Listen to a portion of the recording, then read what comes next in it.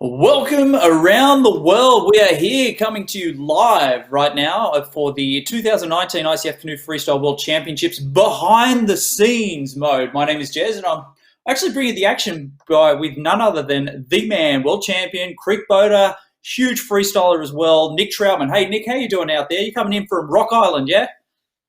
Yeah, stoked to be here. Thanks for having me, Jez. And this will be a pretty cool little behind the scenes action, and it'll be awesome to get to interview all the different athletes. So I'm pretty stoked. This is gonna be pretty cool. We are indeed going to be able to bring you the action from all over the world. We've got athletes checking in from the finals, and we're going to go straight to it right now so we can check in on some of the athletes around the world. And we're going to see the video as well as to what happened there at the world's finals. And we've seen right now checking in with Marlene. We can see Zofia and Luis. Now, Luis, you're actually part of the freestyle committee. You're bringing the action for all the freestyle from around the world into the World Championships. Obviously, it was a huge effort for the Sword World Championships, wasn't it? Yeah. Sword was one of the hardest one for me personally because, like as an organizer and then chair of the ICF Freestyle Committee, both works together were really challenging. But looking at it from now, it was awesome. It was a great event. It was super good finals, and we will see later on. And the whole thing was really showcasing freestyle at its best.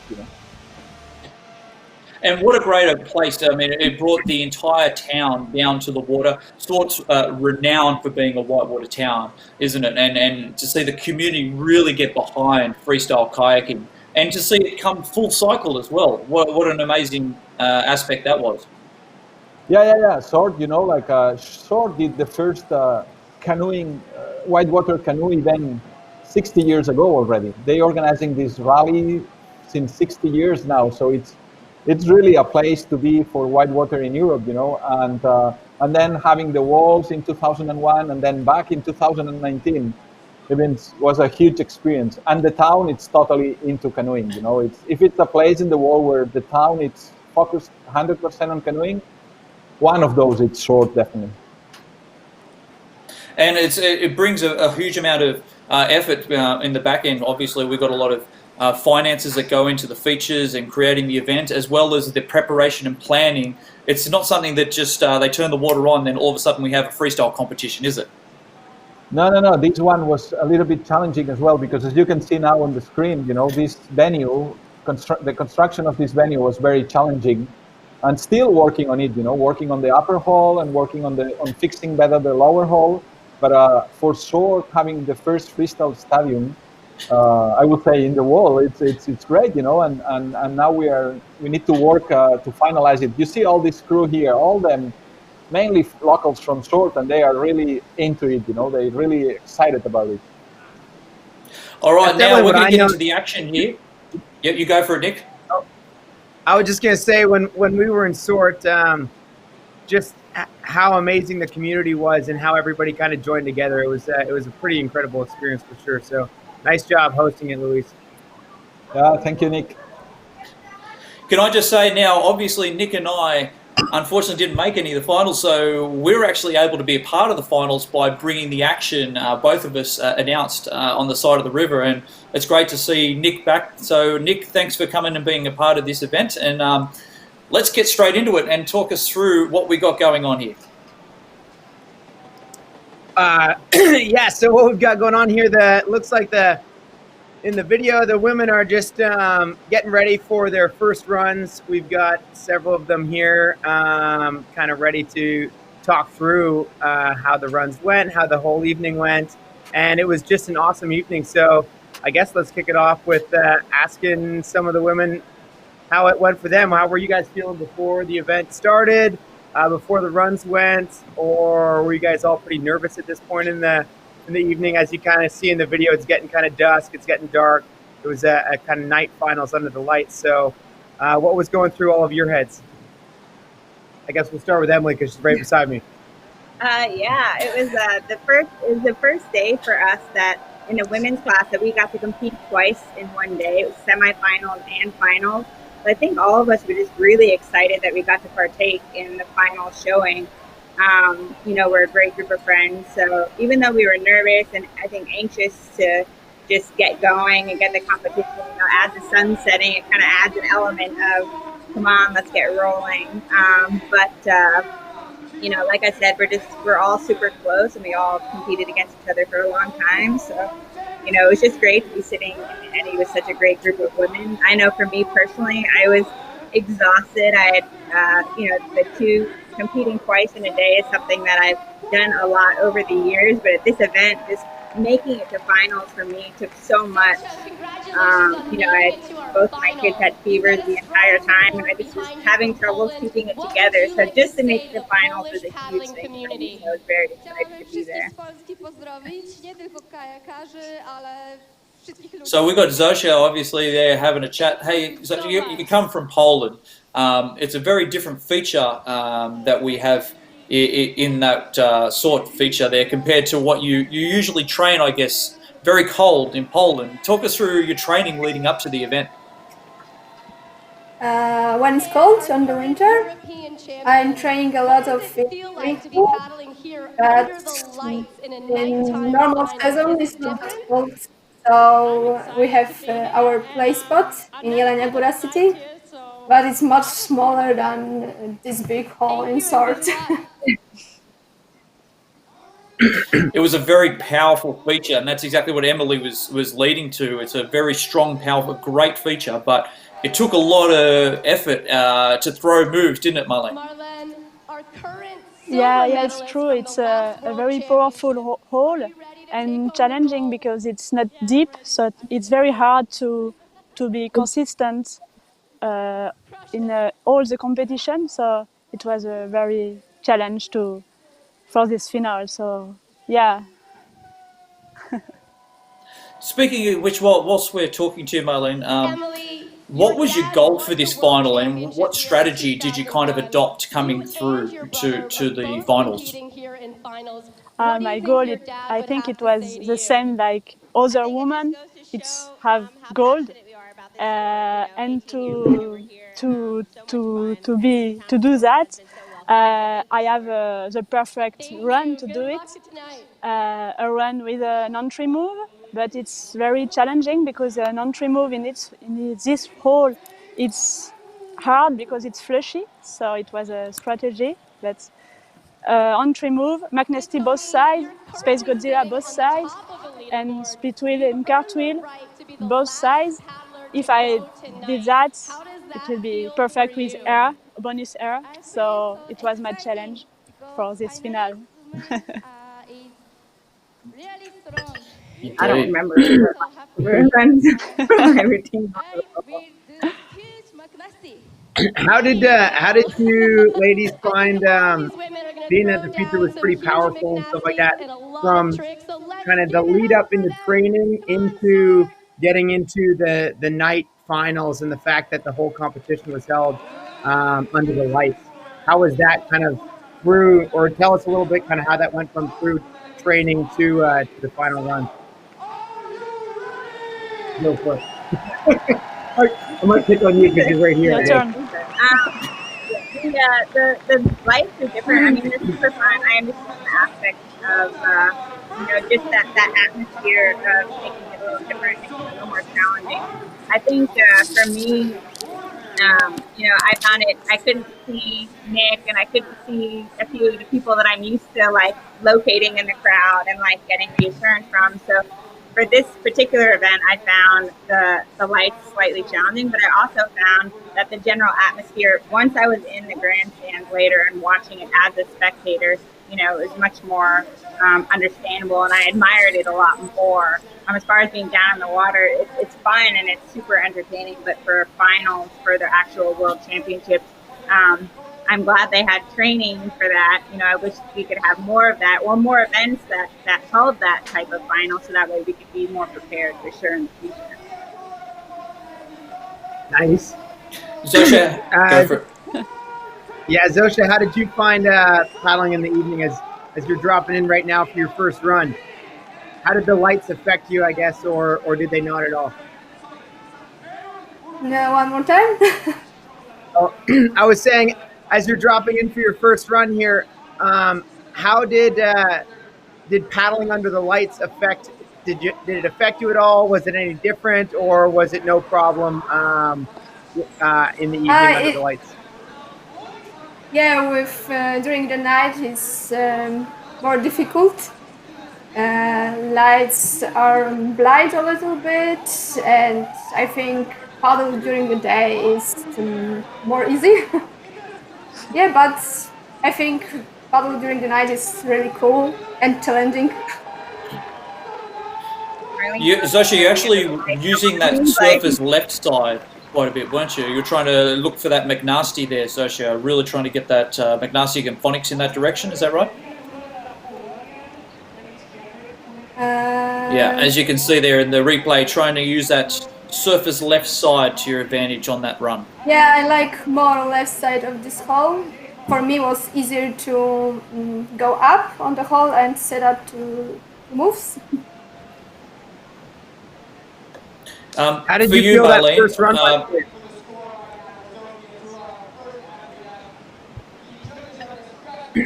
Yeah, Zofia, how do you feel that first run went for you there?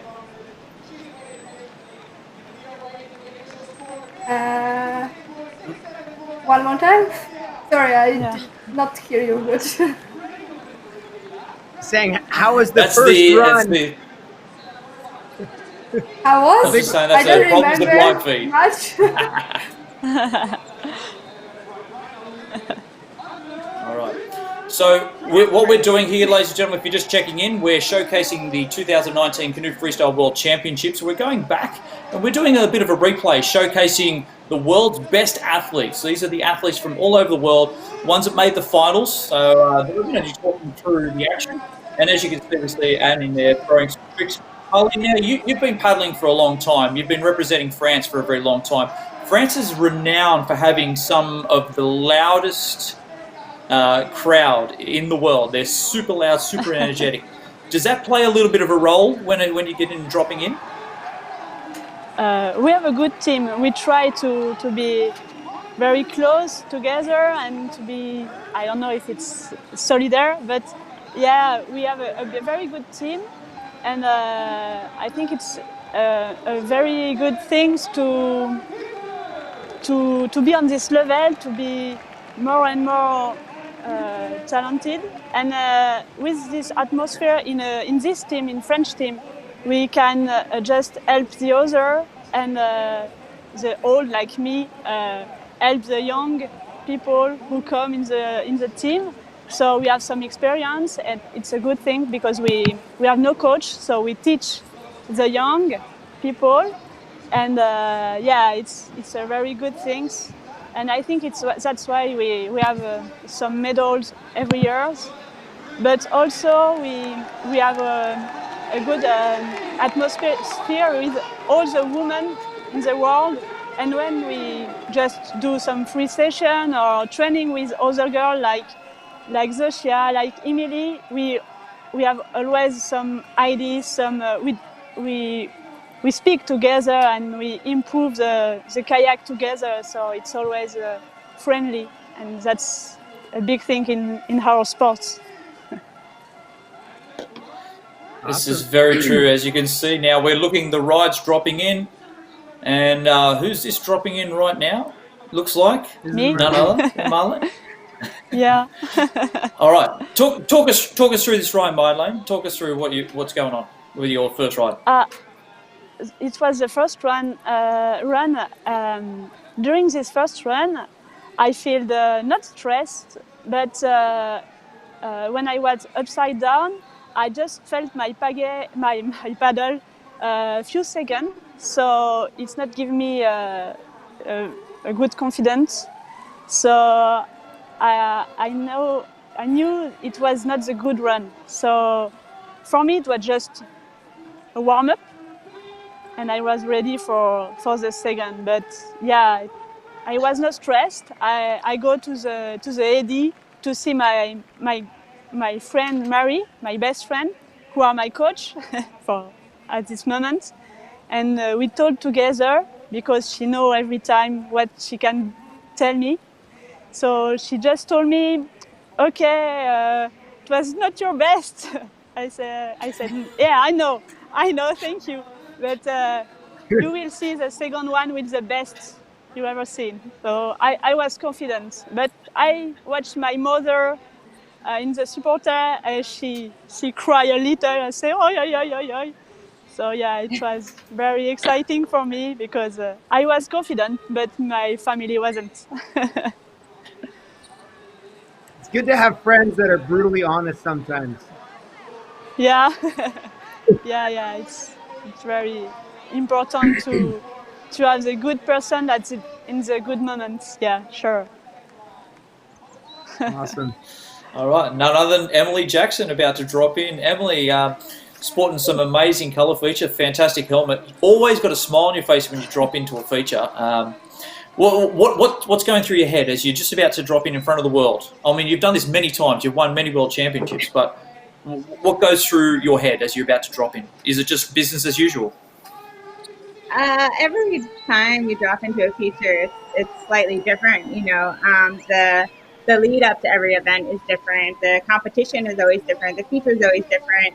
Every moment of dropping into a feature, I find slightly different. So I try to stick to things that are as normal and routine as possible because I know that, if I just paddle some of my best or close to my best or how I've been training and what did I do in those training days. I was smiling, I was having fun with my friends. I always splash my face so the water doesn't surprise me when I'm in the feature. Little things like that. So before I get into the feature, that's always what I'm thinking about. It's just, okay, let's just go do this. I splash water on my face, I smile. I try to remind myself that it's all the same, competing over the years. They're kind of blurring together for different reasons, lots of different fun events. But for me, this one was special just because it was fun to be back in Sort. It's where I remember watching my father win the World Championships in 2001. And it was just fun to be back in that community. The last time I was there as a small child and just be there in front of the same community and competing in front of them was an honor alone. So I was just really happy to be there. And to be honest, the whole time I was like, I know I can make it to finals. I know I can win, but am I going to make it to finals? Every round was, am I going to make it to the next round? So at that point, I think I was just, stoked to be there for sure. And like I said, trying to keep it as routine as possible. So smiling, splashing water, having fun. How did you feel that first run went? I don't remember, but I'm smiling. I'm not very place pissed, so it went pretty good.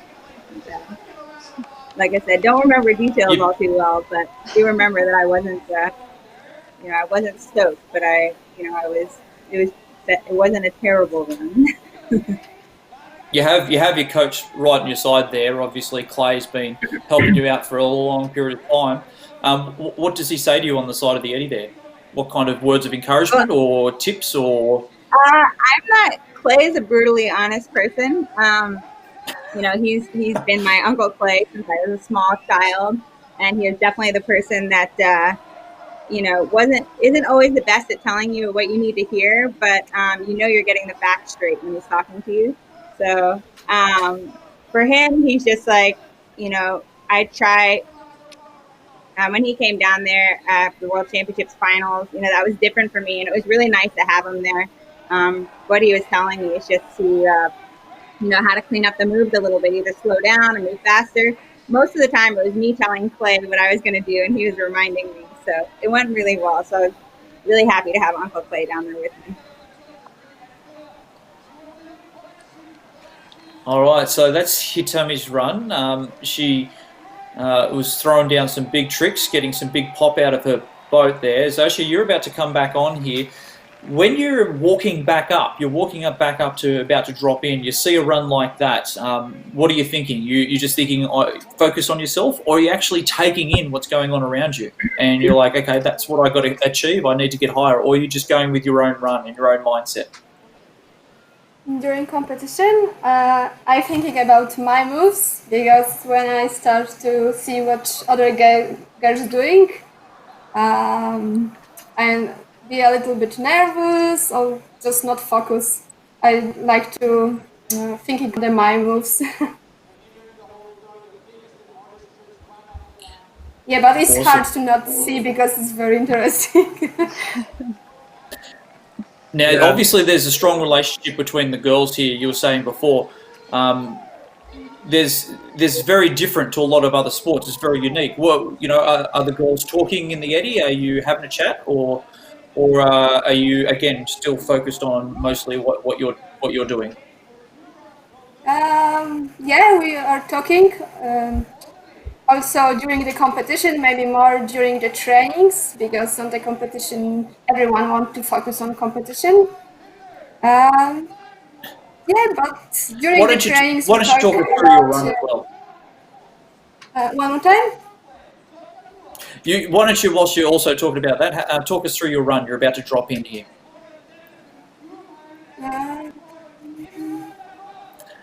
You can talk through your run. Talk through your Tell us how run. you. Okay. Yeah. Sorry. Tell us about how this All right. second run goes for you. Honestly, I don't remember. During the competition, I don't remember a lot from the competition. I only focus on the moves, and later it's hard to remember what I did. Okay, so we're dropping in here, seeing you trying for the entry move. You're someone that likes to try to get some big entry moves. You've got a carbon boat, obviously lets you go higher and get some bigger pop. Are you going for the phonics? Are you going for the McNasties, the big moves, or are you trying to get some points on the board? Obviously, here you're in fourth. You want to get a little bit higher. You want to get up on the board. Are you going for the big moves, or are you trying to keep it consistent? Yeah, I try to start from McNasty because in short, this moves was the most sure, my moves. Later, I tried to add some loops and space Godzillas, but there I had some problem with plugin, and sometimes I hit the rock and flash from the feature. So first was entry, later McNasty. Maybe try again McNasty if not work good, and later Phoenix Monkey and Space Godzillas. Maybe some cartwheels. Yeah, Thomas saved me a lot of. Remember about cartwheels.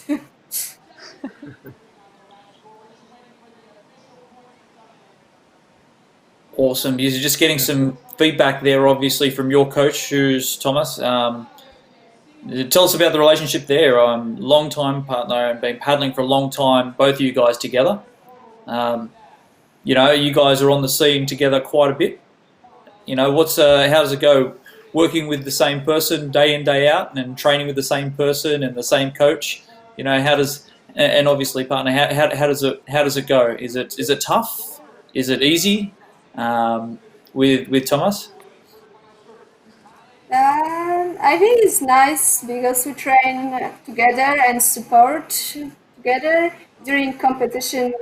I'm his coach, and during when I compete, he's my coach, but he's more my coach than his coach. Yeah, but it's very nice because we have the same passion and we can do it together.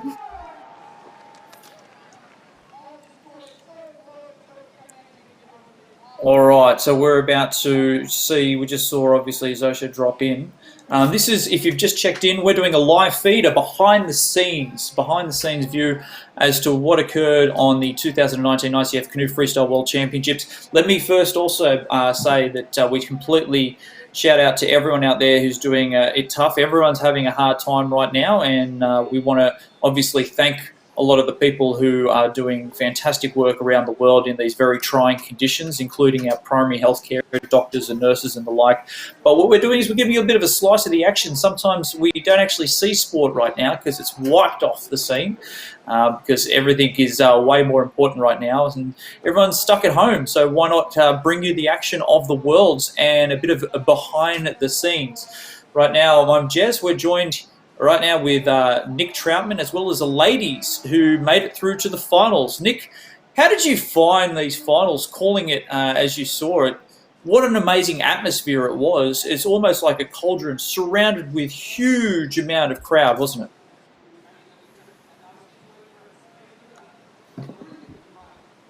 Did you ask that for Marlene, or did you go for it? I was Marlene? asking that for Nick, but you guys can go for Nick, it. yeah. For Yeah. me or for Yeah, Nick? Nick's not here right now. Yeah, Nick disappeared for a second because our kids just woke up and they weren't wearing clothes yet, so he sprinted.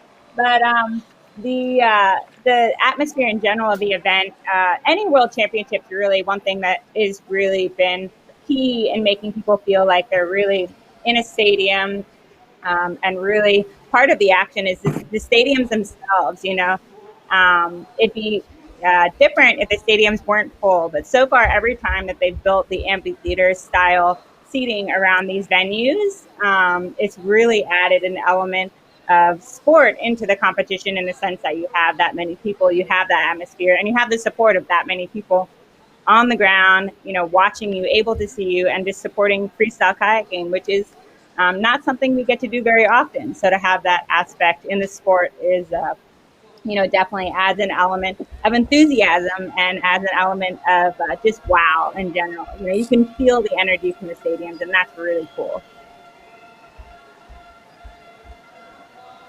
Marlene, you were obviously been paddling for many years. You've European champion. You've been on the podium numerous times. When you're coming towards this kind of a finals, and you can't really train, like this is a feature which isn't really set in stone, and you're about to drop in here. I want you to talk us through the run here, but how do you prepare for a feature which is something that is a little bit unusual and isn't set in stone for a year? Yeah, for prepare for this feature, it's very hard because we didn't have this feature a lot of time before. So I go in a Colorado tour with Zofia to paddle a lot in USA, and to have a training in a lot of wave and hole to find it's important to adapt always in a hole. So we need to be focus on move, but also focus in the feeling you have. And in this hole, it's what you need to do. It just feel the water and do the move when you think it's the best moment to do that. And that's why it's very hard to be the best in this hole. So you need to Marlene, can I just interrupt there? That was an amazing run. You were really excited by that run, obviously. You did a massive Space Godzilla. It got some serious pop. I don't know if you heard the crowd when you're upside down, but looking back on it, how does it feel? You could see the huge Space Godzilla that you got. What was that feeling like? Yeah, it was an amazing run. With I just feel the water.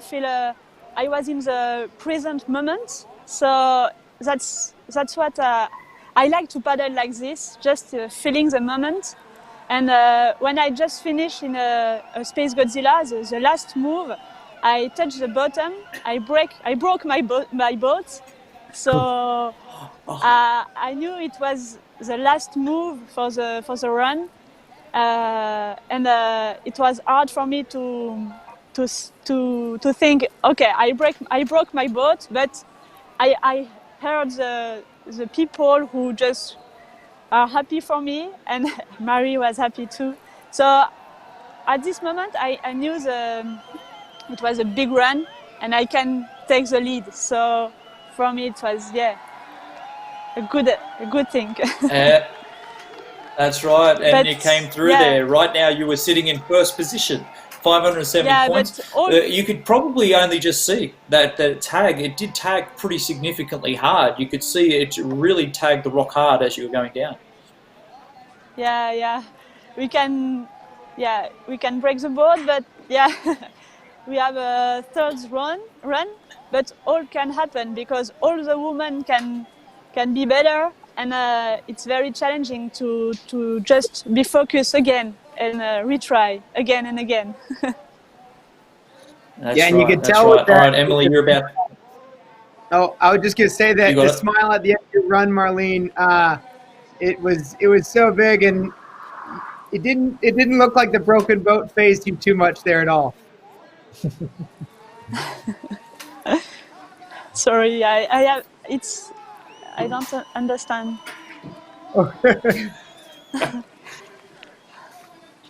I was just All saying right, that. Emily, you're dropping in.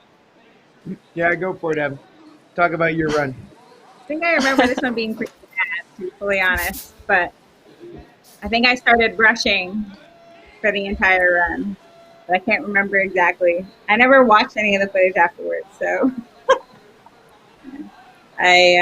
with kayaking in general, I go out, I go kayaking. I don't really do video review or anything because I try to focus kayaking when I go kayaking, and then when I'm off the water, I get pulled into homeschooling and work duty and other stuff, and that isn't as much my time where I'm as focused on boating. My time on the water is, that's my time to think about kayaking and pursue kayaking and really focus on the competition. So, like I said, afterwards, I don't think I ever saw the runs or anything, but I do remember not just going downhill kind of quick from the first run to the second one to the third run, just maybe applying a little too much pressure on myself and moving a little too quick instead of just going for it. I remember being frustrated because I couldn't see this guy at all, and that made me angry. And then, because that was one of the things that was routine, is for me to see him before I compete, and to not see him and not see my dad was like a little bit of a double whammy for me. It was odd, and I probably thought about that a little too much instead of thinking about my actual runs. Yeah. To clarify, I was there. I was just You were there. behind You're just the lights. under the lights. I couldn't see you.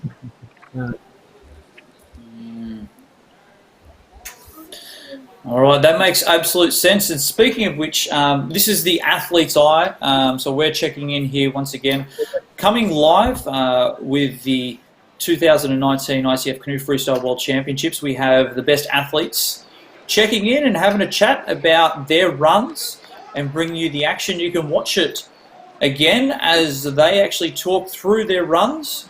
We have from Poland, we've got Zofia, we've got Marlene from France, Emily Jackson from the United States, and also helping us bring the action from Canada, Nick Troutman.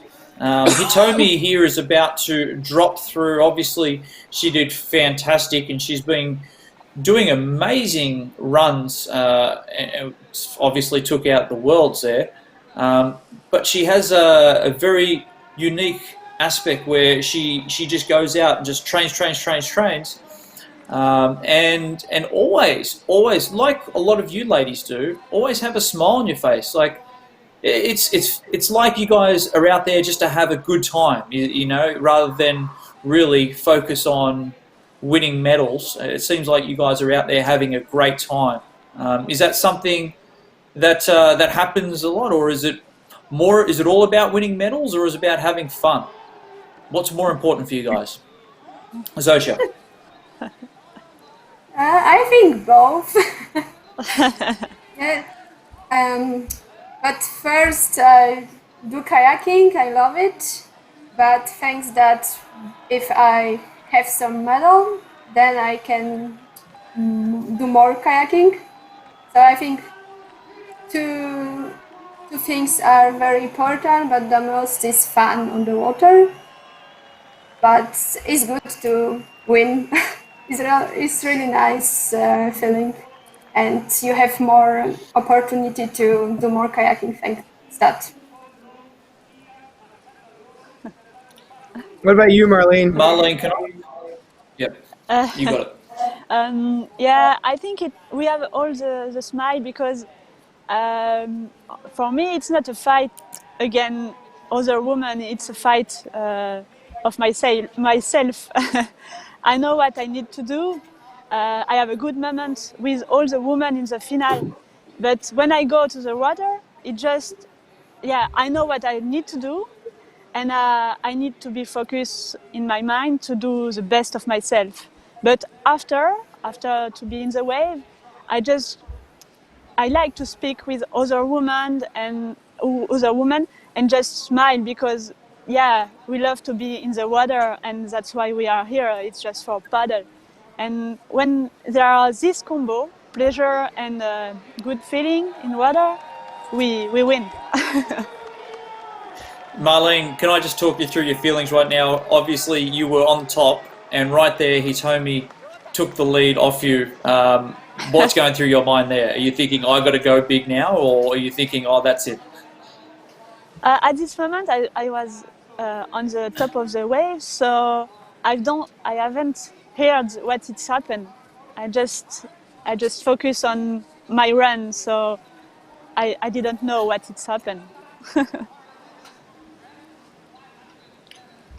All right, Zofia, you're about to drop in here. I want you to talk us through this last run and how you went through this run. Tell us what you're trying to go for, if you're going for McNasties or splits or spins or phonics. And so let us know what's happening here, Zofia. Before the last run, I tried to focus and try to do bigger score. I start from entry McNasty like other runs. Not perfect.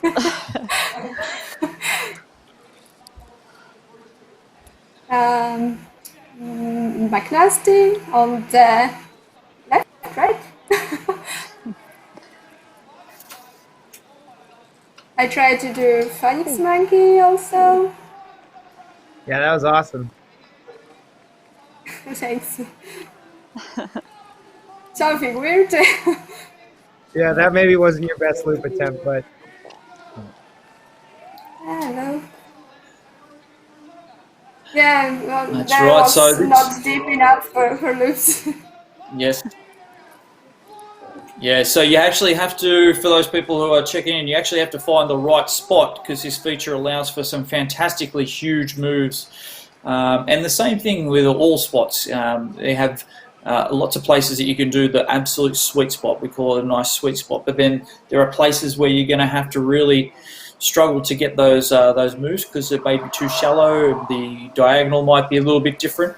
But hey, Luis, whilst we got you here, I'm going to use you for a quick question. Now, I know Marlene speaks French fluently. Do you want to ask her, and we've got a lot of people checking in from France, and shout out to everyone from France, and just like to throw it over to you. Maybe you've got a question for Marlene in French. Yeah, sure.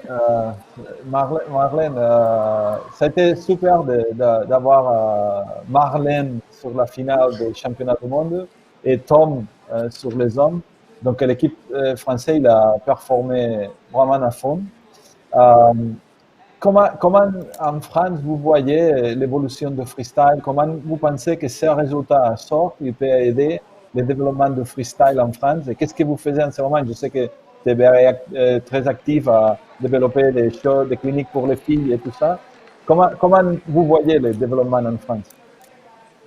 C'est vrai que ces 4 médailles qu'on a eues au championnat du monde à Sorte, c'était exceptionnel. On avait déjà eu des médailles en Argentine aussi.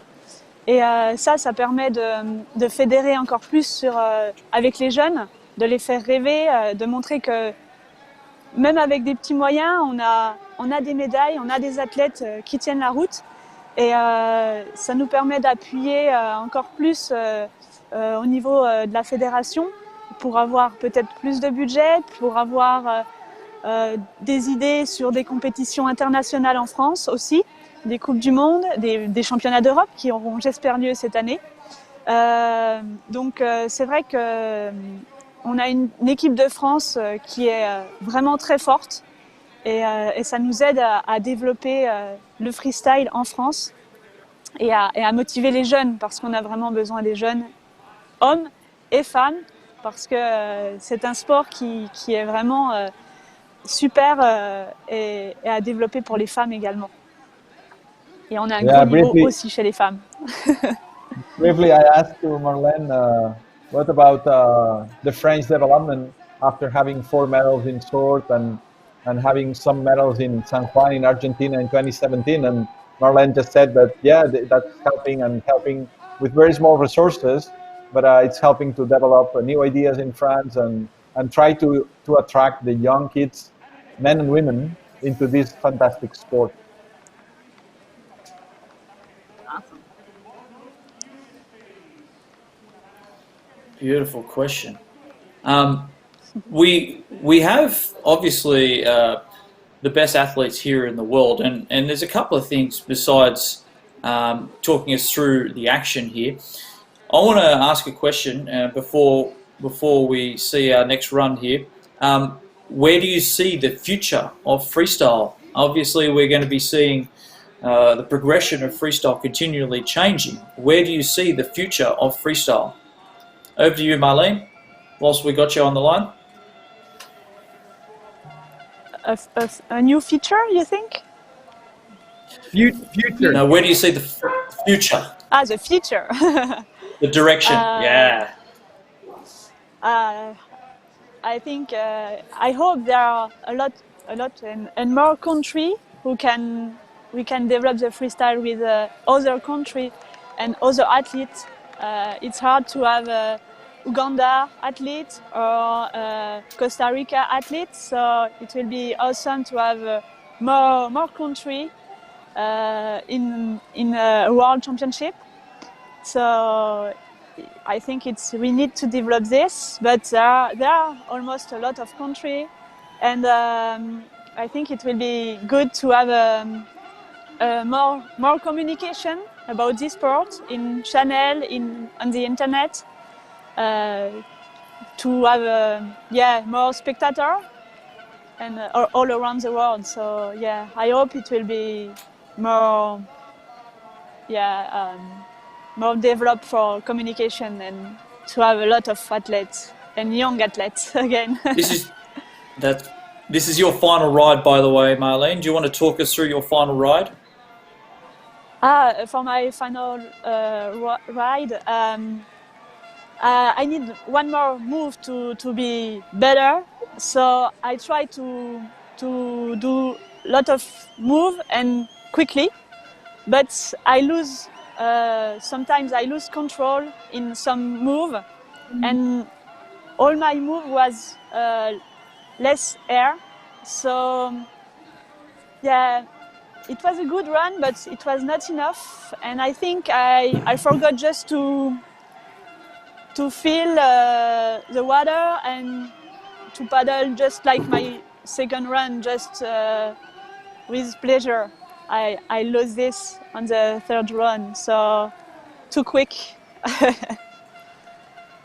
So it was not enough to take the lead.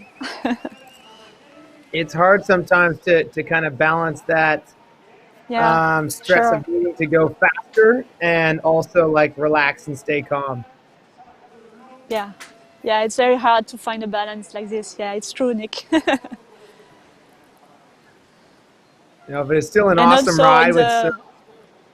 Sorry, yeah, go. Go ahead. No, I'm just saying you did some fantastic tricks, and it was an amazing ride to watch. But continue on. Sorry to interrupt. No, it's a powerful hole, so it's very hard to keep the boat to keep a boat very straight and to finish the move every time. So yeah, it was a hard final to be consistent. Yeah. But it was a very good moment.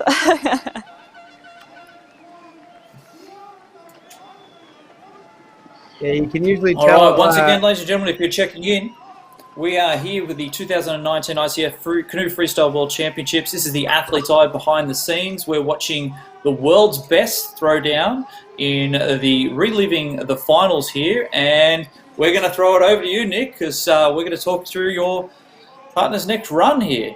your wife. Yeah. What was going through your mind here on your third and final run? It is me. Yeah, Parker's watching. Yeah, we on this final run, they've been hiding under the computer. I remember thinking that I knew that I had the points that it took to do a lot better than the position that I was in, and I also knew that there was nothing to lose. And I think that was kind of the mentality that I went into. I was sitting in 5th place, so like you can't go down at all. The only opportunity is either, and it was Hitomi left, so it was either, I could get first, I could get last, but it just came down to this last ride. I remember thinking Clay was really excited with this ride because he liked how fast I was moving. But I remember thinking for me during this ride, everything was way too fast. I felt like I was running out of time simply due to that early flush. Into 3rd ride and finals, if you flush in the beginning, it can kind of set the pace for the whole rest of the ride. And that was the mistake that I made, is just knowing that I didn't have the time in the hole that I should have had. Because I flushed, I just moved way too fast, but it's all good.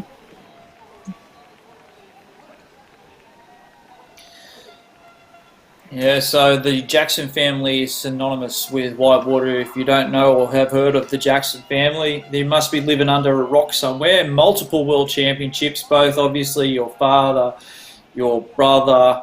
I mean, everyone in that family just seems to have an absolute passion for whitewater, and not only have a passion, but somehow just wins championship after championship. What is the secret to success in your family? What is it? Something you guys drink, or is it the water, or what is it? There's really good water around here. Yeah, it's good water. I think part of it is actually the pursuit of doing things that you're passionate about. I think a lot of times when you are doing something that you are really passionate about, it's really easy to let go of everything else that's going on in your life and around you. And in kayaking, for us, when we're on the water, we're generally not thinking about anything else. We're just thinking about being there on the water with our friends and boating. Often, if we ask each other a question that isn't paddling related when we're on the water, we won't even remember what the question was or what we were supposed to do. We're really all about making sure that when we're doing anything, on the water, off the water, everything, it's committing to that moment and giving 100% to that in that moment. And I think in life in general, and in the situation that we're in currently, whatever is that you're doing or whatever you're trying to do, locked down, not locked down, it's committing and putting your full effort into things. And I think that's the secret behind most of my family, is that when they get out on the water, they're putting the full effort into it. And that's what we're totally mentally and physically committed to. So that's kind of, I think, what the secret is. And that, and just a basic understanding of water, spending so much time in the water, you really feel the water. Dane embodies that. You see him on the water, and he has a next level of understanding on how the water acts and reacts and what it's going to do and how to use it. So he uses less energy but still manages to perform more. So I think those are the secrets. But otherwise, lots of practice. Hey guys, that was the women's final. I just want to take a moment to thank ladies for being a part of our first ever behind the scenes athlete's eye on the World Championships. Obviously, it was such a special moment for every single one of you. Being a part of the finals is an amazing feeling, an amazing moment. And on behalf of the world, you guys put on an amazing show. So thank you very much, and congratulations for your competition and for your efforts. And we appreciate you guys throwing down in front of the world and showcasing what freestyle can do. Awesome. Thanks, guys. It's good to see you. Thank you. Bye. Bye. Thanks. All right, well, so that is the ladies' finals right there. In a moment, we're actually going to be checking in soon with the men's. Now, what we're doing here, ladies and gentlemen, if you checked in, we're doing a live feed of a behind the scenes of the Canoe Freestyle World Championships. A lot of people are in lockdown right now. A lot of people are doing it tough, which is a challenge, and a lot of people just need a little glimpse, a little beacon of hope, and that's what we're trying to do, is to bring a little bit of slice of the action. Even though it was from last year, we'd bring a slice of the action to everyone's homes, and this is the action of the women's class we're watching right now. Hitomi actually took that title out. Nick, what an amazing finals it was to watch, though. It truly was, Jez. The fact that just all the women out there had phenomenal talent, huge tricks, a lot of excitement, and just being under the lights at night. It was a really incredible experience to witness, and I'm sure for all the women competing, it was probably a blast to compete as well. Indeed. Marlene, Zofia, thank you very much. Obviously representing France and Poland. Europe is having some massive challenges right now, and our heart goes out to you guys, and we really hope that everyone can stay safe in this time. And once again, congratulations, ladies, for making it through the finals and taking, obviously, bronze and silver in the finals of the women's kayak. Well done, ladies. Congratulations. Thank you, and thank you, Hitomi and Anna too. They are not here, but we can think about Hitomi and Anna.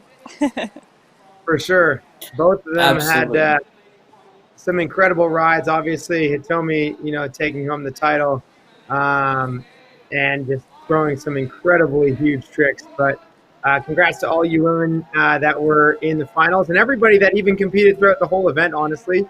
If you're watching right now through this live feed, or if you're tuning in later or whatever, there was a whole field of women that threw down some incredible moves to make it to through the whole event, and you top five obviously were able to take the top 5 positions. But congrats to everybody that was there competing as well.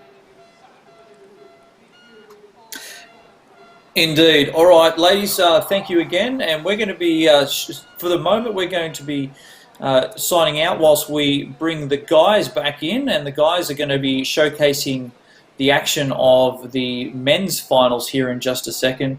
Now, Nick, you obviously paddle with these guys quite often, and you know them quite well. Some would say a lot better than just about anyone else. What a finals it was. I can't wait to see it.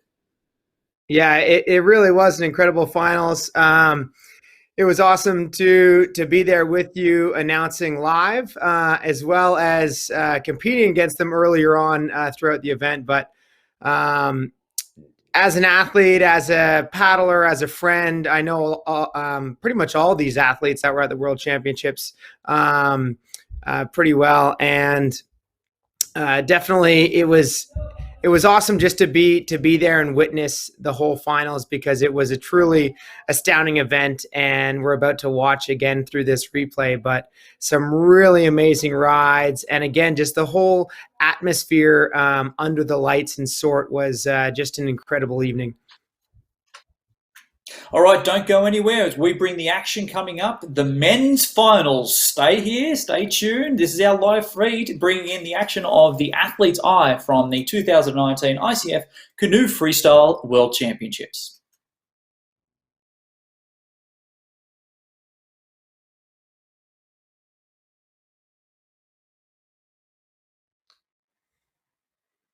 All right, welcome, ladies and gentlemen. Thank you for checking in. Part of our first ever live feed here, bringing you the action of the 2019 ICF Canoe Freestyle World Championships. This is the Athlete's Eye, and we're going to be bringing the action together with myself, Jez, and we're joined again with Nick Troutman. How you doing, Nick? I'm doing fantastic, bud. Just hanging here in my basement, and stoked to do a bit of a review of the men's finals here. went pretty well with the women, and yeah, it's just cool to kind of see what's going on with the athletes and kind of getting to ask them some questions. So if you guys are on the live feed as well, feel free to message us some questions that we can ask the athletes as well, and we'll kind of get a little bit of a better deep dive into kind of what's going on in their heads and that kind of thing. But yeah, stoked to be here. Thanks, Nick, for joining us. Without further ado, let's get straight to the action as we bring you the action here from all over the world. We've got finalists, including Kim Fontane from Spain, Tom Dolle, obviously from France, David McClure from Ireland, Sebastien Devred from France, and we've got our judge down in the bottom corner, Paul Shep, they call him, Paul Shepherd, who's going to be talking us through some of the judging action a little bit later. Nick, we've got the top 5. Obviously, we're missing right here in this live feed Dane Jackson, but we've got just about the entire field here talking us through the action. This is going to be exciting. Yeah, I'm pretty stoked, and again, hopefully we'll be able to get a better deep dive kind of what was going on through these athletes' minds, kind of, you know, how the whole experience went to them, what they were looking for, maybe what they could have done better, what they were stoked on, and just kind of, yeah, I'm stoked to see how the whole experience went for everybody. I'm going to start with you, Kim, because this is your home country. Obviously, the Worlds was brought to the world here, showcasing Sort. Now, Sort's a very special part, a special town, I should say, close to your heart. Tell us a little bit about your history with Sort, Spain, and the area of Whitewater for you. I mean, Sort is the capital of Whitewater in the Pyrenees. That's why, for me, it was such a special occasion. This is the river where I started freestyle. We did like some freestyle clinics when I was like, I don't know, 11 or 12. And since then, I've been coming back there every year, and that's why this river, the Noguera Pallaresa, is so important to me. And this final was also like very emotional, I would say. Yeah, definitely. Awesome. Yeah, it was pretty cool to see just how many locals came out. It seemed like the whole town kind of shut down and everybody just came to the river to check it out. How was that just feeling, whether it's like camaraderie or what kind of, I guess, what were you feeling from the locals of the town and kind of the whole environment there for you, Kim? Man, it was crazy. We will have time to speak about it. But the first time I dropped on the hole during that final, the whole valley seemed to start like trembling and roaring. And especially, I remember a very specific moment when I landed. We will see it later on. And I was just about to flash. I ended up flashing actually, but like I could really see, I could really hear like all the vibe of the crowd, all the valley really like thundering, and it was like such epic. I don't remember a place where I had felt the electricity of the crowd as much as we did in Sword. Yeah, definitely a huge amount of electricity for sure. Everyone heard that. Moving on to Tom. Now, Tom, you've moved up from the juniors class, now competing in the seniors class, and you made it through to the finals in your first time in the seniors class. What's the difference? How do you feel about the difference between moving from the junior class and now competing in the seniors class, Tom? I really wanted to make it into the finals because there was like all the people I was competing against with. They were all like the people I was looking for, like looking to when I was young and when I was start kayaking. So like Kim, Dane, Seb. So it was just like awesome to like go from junior to senior, and like yeah, it was a lot more pressure, and I was not expecting to make it into finals. For you, Tom, you had competed in C1 earlier in the week, and obviously, you know, did pretty well there yourself. How do you feel like that prepared you for the men's finals, or did that affect you at all, or how did that go?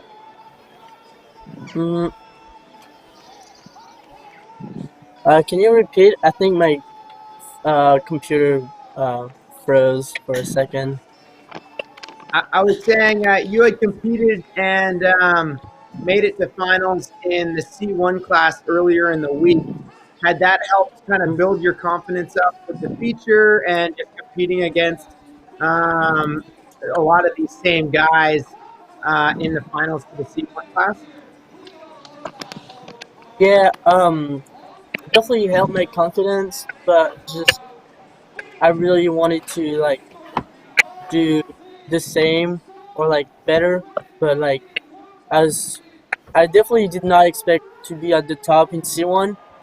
So um yeah, like I did not expect to be at the top in C1. So I was focused only on kayak because that's just what I do like the whole year around. So like um yeah hmm.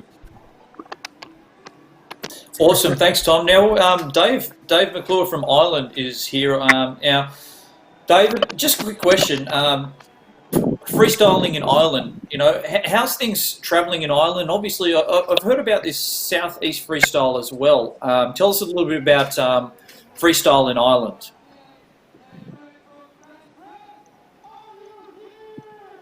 Sorry, David, can you hear me? David McClure?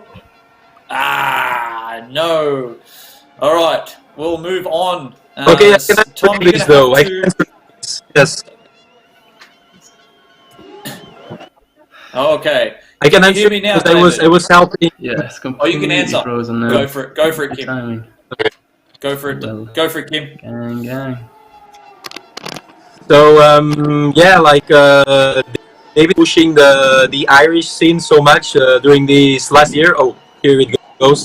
That's Sebastien dropping in. But yes, of juniors joining in, so very healthy moment. Okay, Sebastien, now I know it's going to be hard in your native language. Could you be able to talk, and we'll probably get Tom to translate how you're going here, Sebastien. Qu'est-ce que tu ressentais sur ton run? Et puis, comment est-ce que tu te sentais, quoi? Et à quoi est-ce que tu pensais pendant ton run? Eh ben, pendant mon run, avant mon run, j'avais une grosse boule au ventre, j'avais trop la presse, mais j'étais vraiment concentré à fond dans ce que j'avais à faire. Et une fois que le gong est parti dans mon run, bah, je pensais plus à rien de spécial, juste à ce que j'avais à faire sur le moment. So before his ride, he was like super nervous with like the butterfly ball, and then once he's like started paddling over, he like was super concentrated, and then during his ride, he was just like doing what he thought what he was supposed to do, and then yeah, just like super concentrated and then do the tricks he wanted to do. That's awesome. Clay Wright has asked here, Seb, do you kayak because you love competing or because you simply love kayaking? Maybe, Tom, you can help translate that a little bit. Tu fais du kayak parce que tu aimes la compétition ou t'aimes la compétition parce que tu fais du kayak?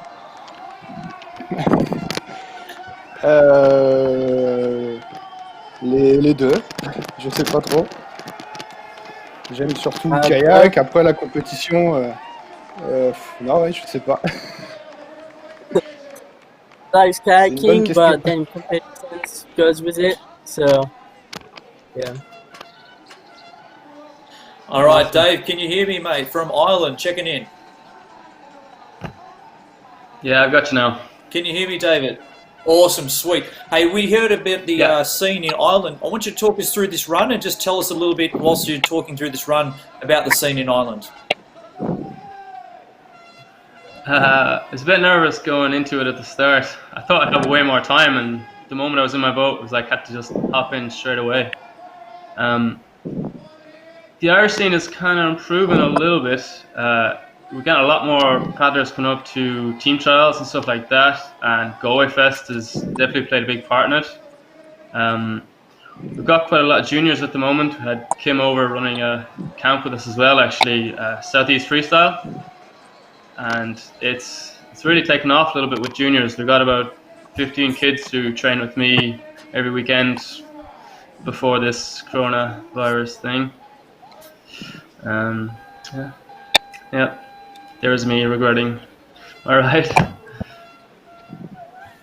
How did that ride go for you? Obviously, it wasn't what you were maybe looking for, but what was kind of happening during that first ride? Do you think it was just the pressure of your first finals, or do you think you just went too fast, or kind of what were you thinking either during and after the ride there?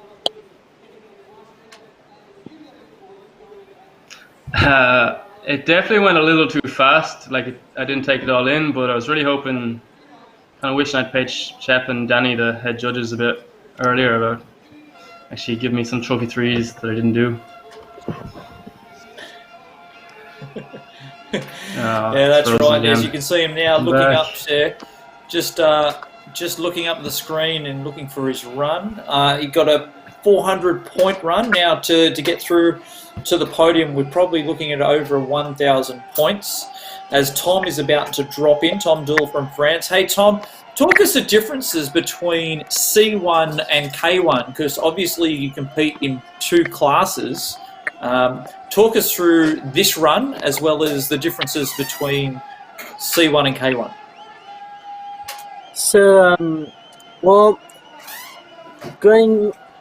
before my ride, I was like super stoked and nervous at the same time. It's like kind of hard to tell like why you're at the top, but then once I dropped into the hole, I was pretty stoked and kind of doing my routine.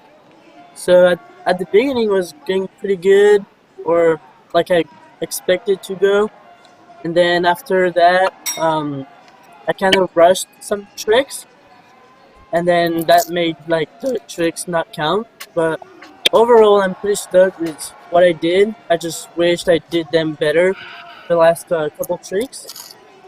And then the big difference with C1 and K1 is that one side is offside in the C1, so it's definitely harder to do because you don't have the blade.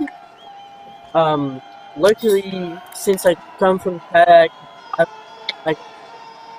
I definitely have more advantage than people that only has been doing C1 their whole life, because I'm like used to do both ways. But yeah, I mean, if you go from kayak to C1, then it's pretty similar, but definitely harder. So, but a whole lot of fun. And then after this ride, I was stoked, but I knew that wasn't going to be enough to take the win. So, yeah.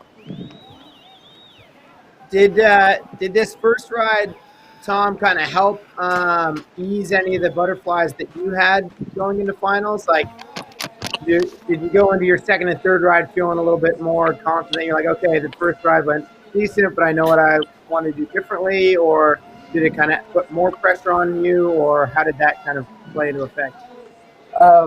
Definitely had less pressure after the first ride, just because like you used energy, and so like it automatically goes away. But I mean, still had some pressure since it's like finals and stuff. But yeah. That's awesome. All right, so you can see here we are once again part of the behind-the-scenes Athlete's Eye of the 2019 ICF Canoe Freestyle World Championships.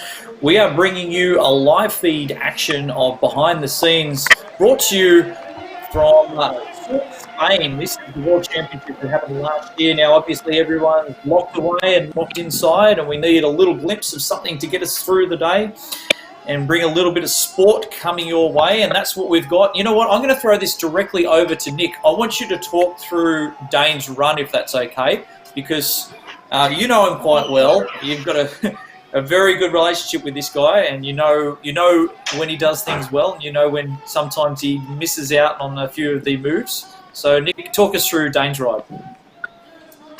Yeah, Dane had been along with all these guys in finals, but looking super consistent all week in the competition. And as you saw, he opened up with that clean McNasty. The second McNasty there wasn't his best. I know he usually does that clean both directions.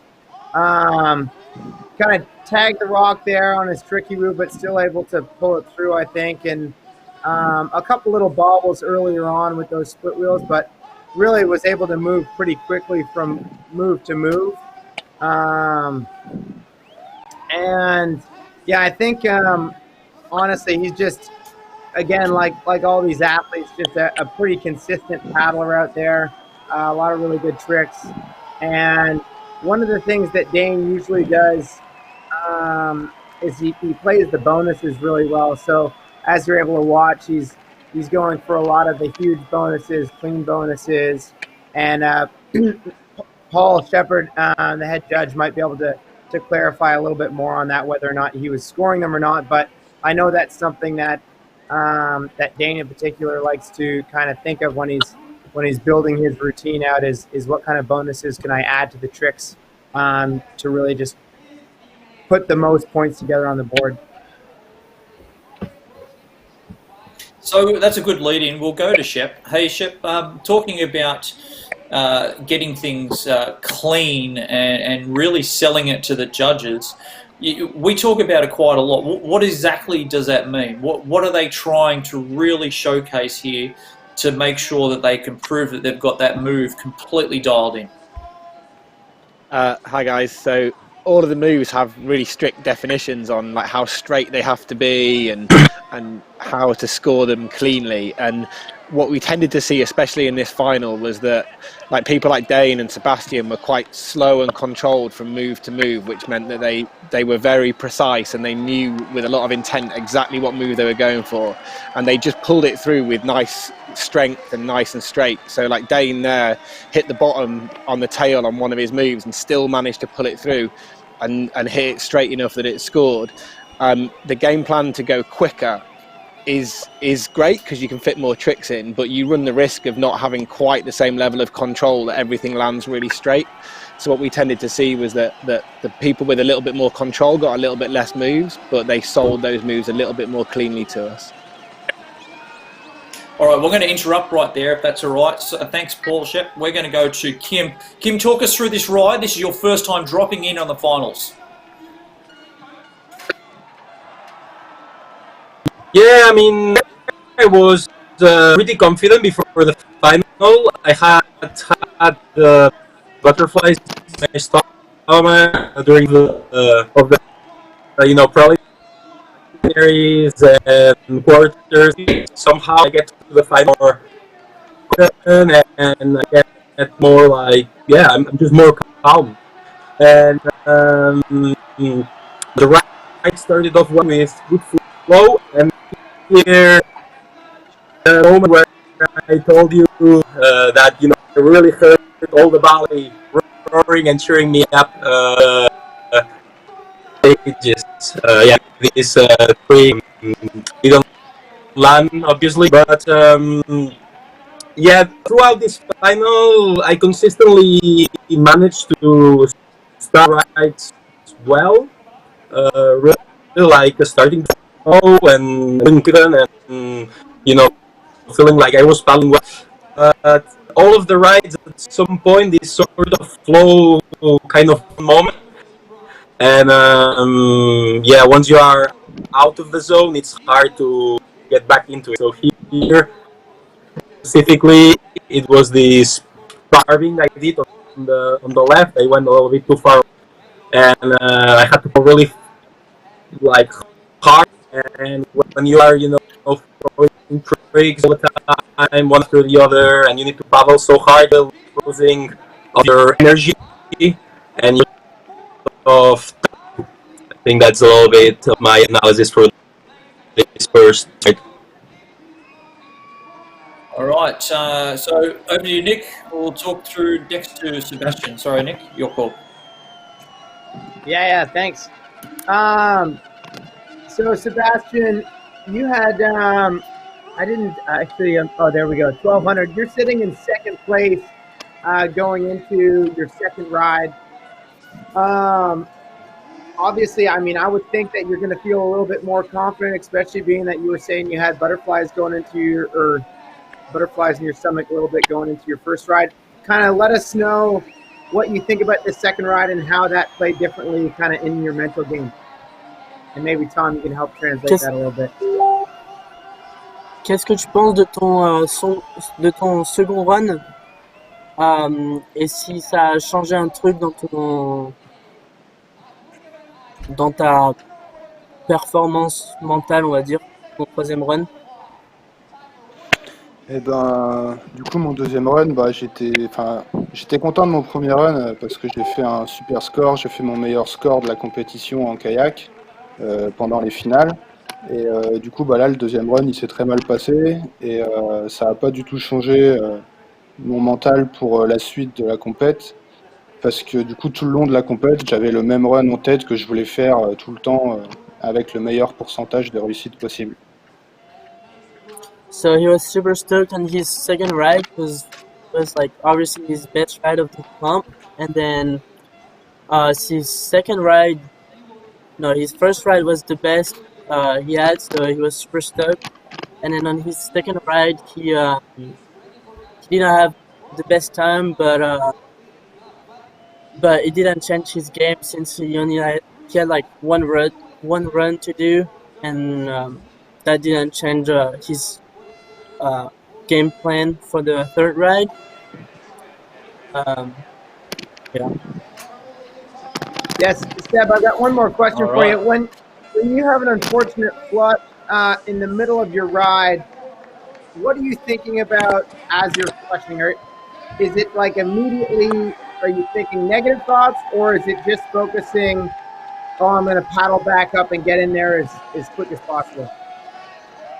Quand t'es sorti, tu pensais être directement négatif ou est-ce que tu pensais à juste aller au plus vite possible dans la vague et remonter le courant le plus vite possible?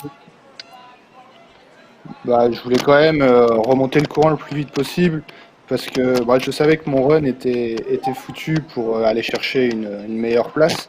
Mais c'est quand même une super finale de nuit avec un show. Et du coup, pour le show, je voulais quand même remonter pour faire d'autres figures. So he knew he wouldn't be able to get more points than his first ride, and it wasn't going to be enough for medal. But since the show was insane, and just for the show, he went back up in the wave to do the rest of his ride. All right, now we're seeing Dave going in there. Hey, Dave, talk us through this. You just a few seconds there on the buzzer. This was your second ride. How are you feeling at that point?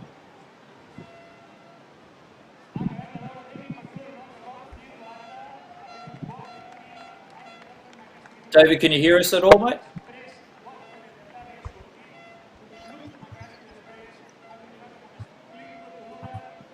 Okay, probably having some sound issues there with David, but as you can see, he was going here for his second ride, looking for some big nasties there to the left and trying to get some big points on the board. Dave, can you hear me at all, mate? Can you hear me? I think he might have frozen. That's all right. So what we're doing here, if you had just checked in, we're doing a live feed. This is our first time, so there are a couple of glitches that we're working through, but that's all right. This is our 2019 ICF Future of Freestyle World Championships behind the scenes Athlete Eye. We're checking in to have a chat with the athletes, and they're going to talk us through some of the action, which is super exciting. We've got David McClure, who's just had his second ride there from Ireland. Sebastien Devred from Team France, Tom Dolle also from Team France, Kim Fontane, Maso from Spain. As we saw David McClure's run just come in there for his second attempt. And we're going to throw over to Tom. Tom, you're about to drop in. You've already scored a great, solid, over 1,000-point ride. you're probably still thinking, I need more to get up on top of the podium there. What are you thinking, and how are you feeling dropping in for your second run? Um, I was definitely super nervous, like the first ride, but I knew I had to do better, and it was awesome to see all the French crowd in the stage to cheer on us. It didn't go as planned, or at least the beginning, but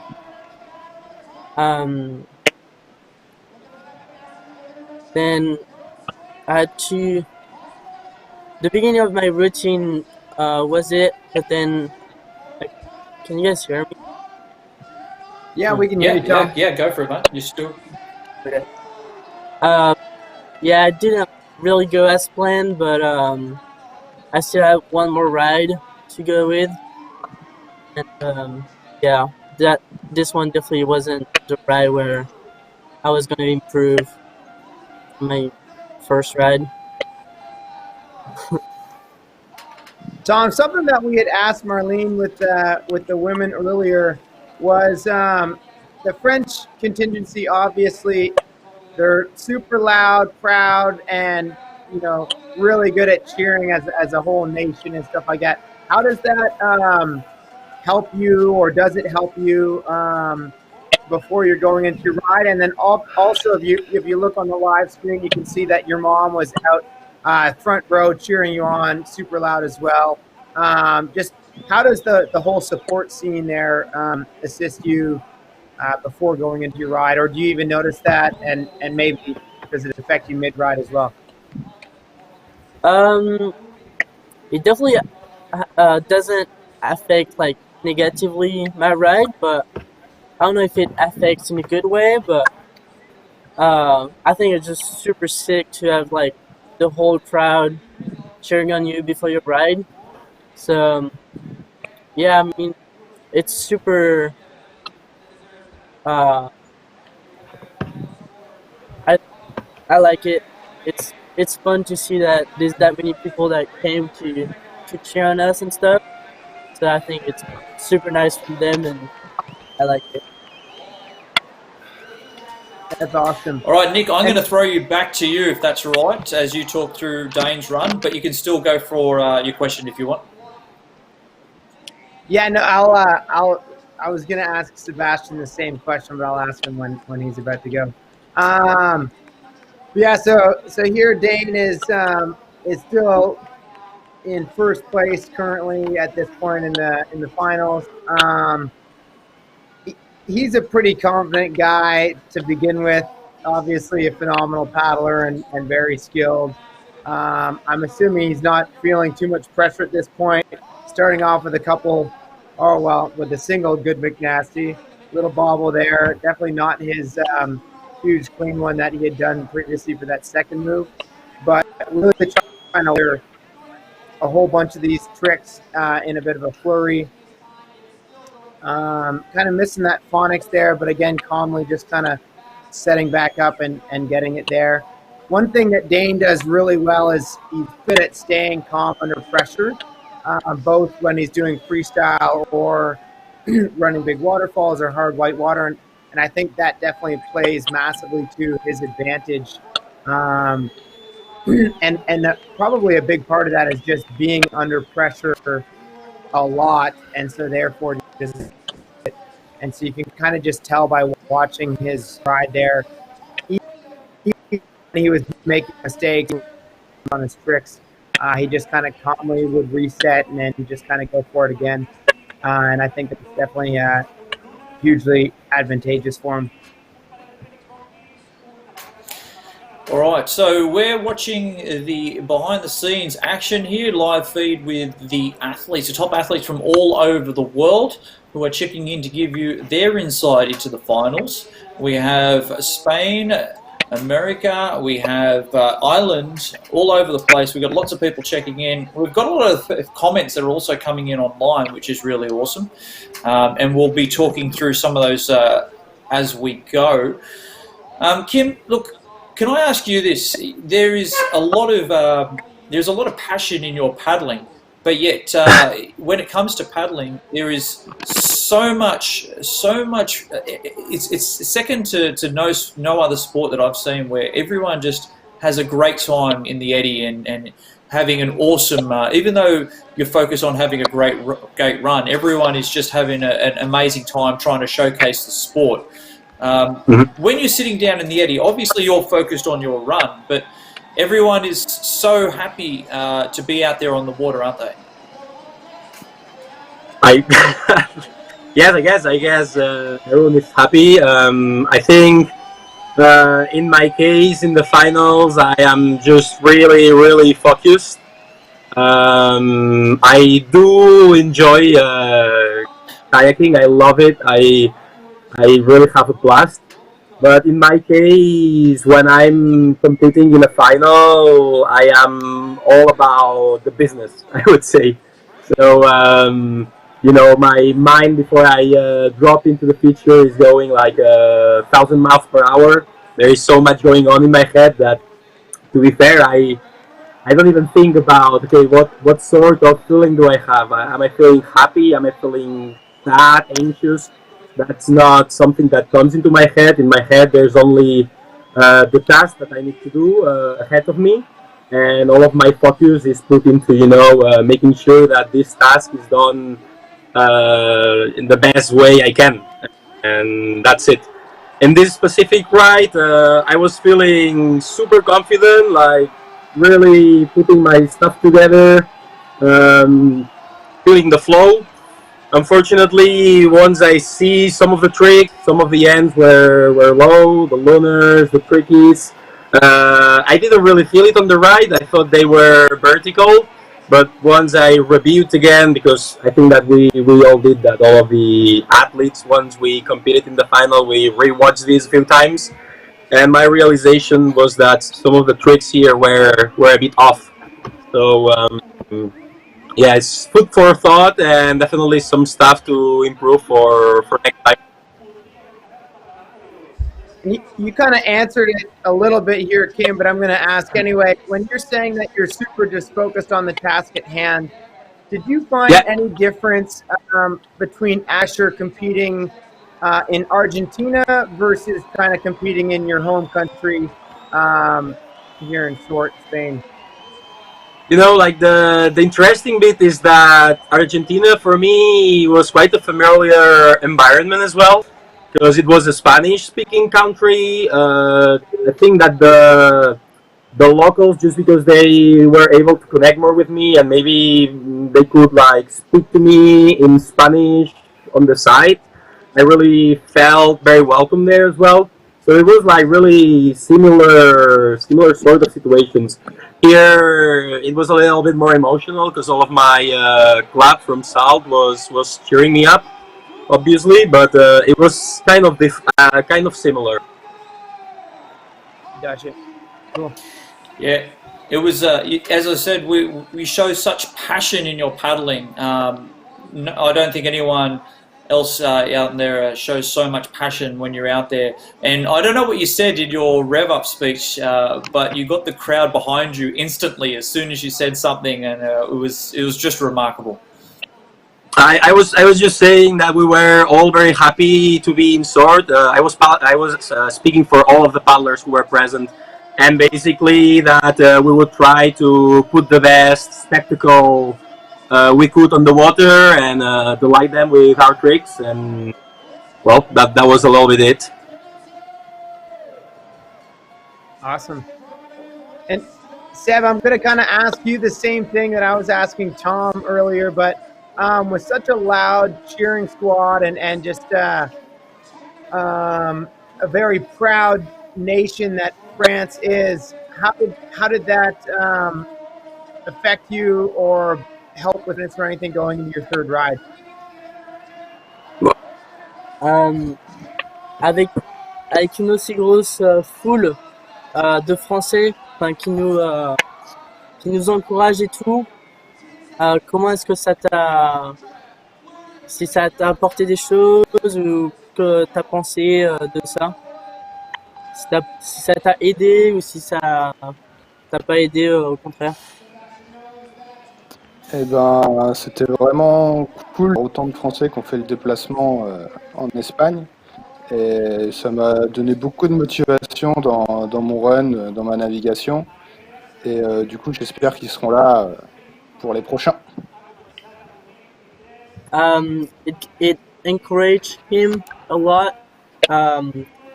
He said that it gave him a lot of encouragement to see that there was that many people that did the trip to Spain to cheer on us and stuff. And he hopes that they will be there in Nottingham. Awesome. Now, Sebastien, real quick, just as we finish up with your last run there, what has been one of your most memorable worlds? Because I know Sebastian's been on the tour for quite a while. What's his most memorable worlds? Quel était tes championnats du monde préférés? Celui que tu t'en rappelles le plus? Eh ben, je dirais ceux à San Juan. Comment? Ceux en Argentine. J'ai pas entendu. À San Juan. In San Juan? En Argentine. In Argentina? Yeah, that was a cool spot for sure. So, David, you're about to drop in for your third and final run. Can you kind of just run us down a bit on what's kind of going through your head right here, a little bit about the ride, and then I've got another question for you afterwards. Cool. I was just trying to relax and have a bit of fun with it. For most of it, I felt like a bit of a blind boy in a boat. Couldn't really see what I was doing. And the third ride came together a little bit better. I was really hoping I would get the Luna Loop because it'd be kind of like the staple of my training sessions. The third ride definitely came off a little better, but it was quite weird. It was hard to feel like a lot of fun or excitement. It was like just I wasn't really used to it. But it felt like I showed myself up a little bit better in that third ride. David, can I just ask? Obviously, one of the finals there. I've got a question that's come in from someone that says, first off, how was your Galloway Fest this year? And also, I hear that you might have a poster on the wall of someone. That's a leading question there. Galway Fest, that was pretty good.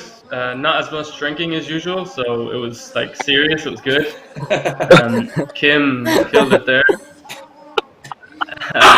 Apparently, rumors of Dane and Kim in my bedroom wall, which is an absolute lie. Don't know who made that up. I think it was Kim actually. He's lying about Dolle. He was not happy. No, I wasn't happy with Dolle. Bottled it there as well, but it was fun. But he kept the cool, pose and the high ground, even if he didn't get the rides he wanted in the final. So that was quite impressive to see as well. It's important as well. You can tell that he's become like one of the paddlers of our time, David. Gang. That's awesome. David, I've got some more questions for you, but as Tom's about to drop in, Tom, do you want to kind of run us through your third and final run? Sure. So on my last ride, I was like, I got to give it all. So I dropped in. I was pretty confident, but I guess I went too fast. And then once I flushed, I was like definitely on the negative thought. And then I was like, maybe the only way I can get back on board would be to do trophy moves. So I just started trying to do some lunar trickies or stuff like that, but didn't quite get it at all. And then,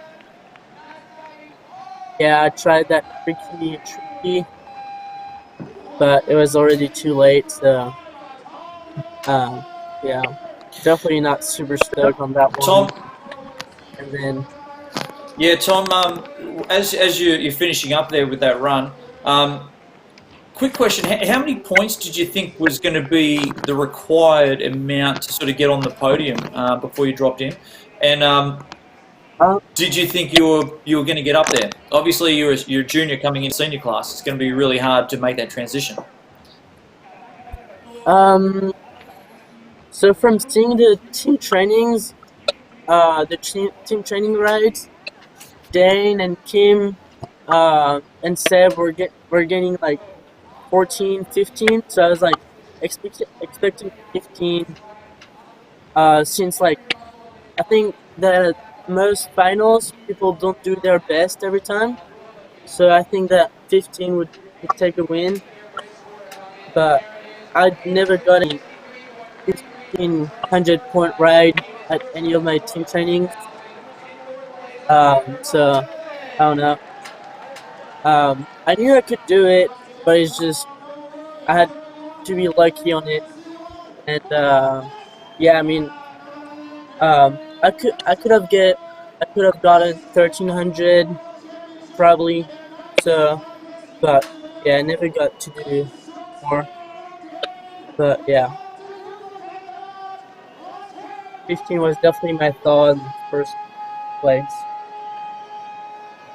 Tom, you had actually said that you were kind of going on your third ride for kind of like as many points as possible.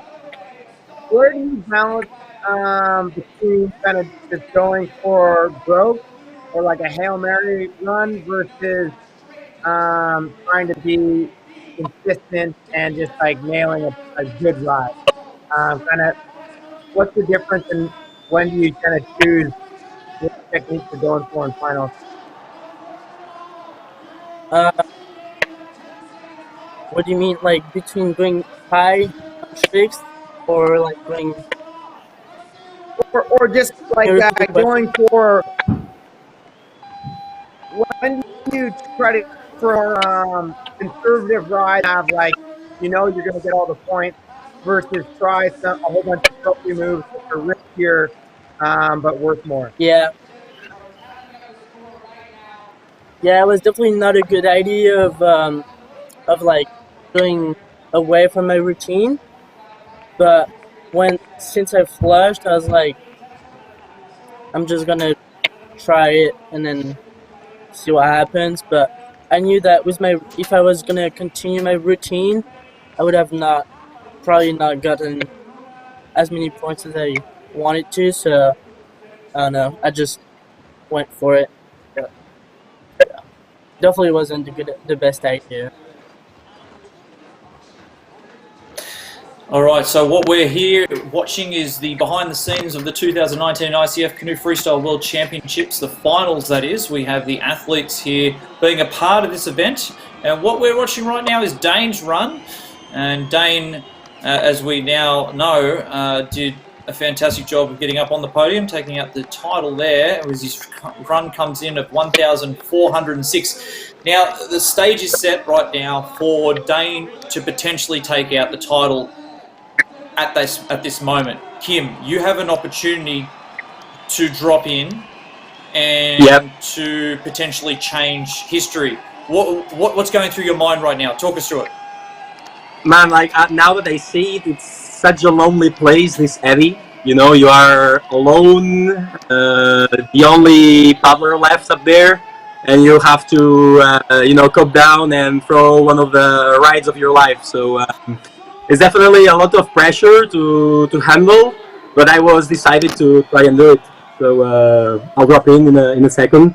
I was getting some shit to David before about Dolle Fest because last year he destroyed me, and I had to deal with a lot of Irish hooliganism. So it was good that this year sort of like our roles switched, and I'm excited to go again next year and battle for the title again. So here, like again, the ride started off super well, really linking lots of tricks with a trophy there. And here, this is the place where I think I lost a little bit my flow. Exactly, this bubble. I think it took the title from me almost. I kind of slowed down. I had to set up a couple times. Still throwing a few tricks, but like really losing a lot of time between them. So it was hard at this point to catch up. I was pretty sure here I hadn't done what I needed to beat Dane, and as Dane was like super stoked for me in Argentina. I tried to like keep my composure. You're sad, of course, because you've just lost your title, but at the same time you need to be able to deal with it and accept that Dane was better this time, and obviously not start thinking like here. I was more about celebrating because taking silver is epic. But in the days after, I started to think what would be the next things I would need to work on in order to maybe give it another go next time. Try to get that title again and try to just perform a little bit better on the final.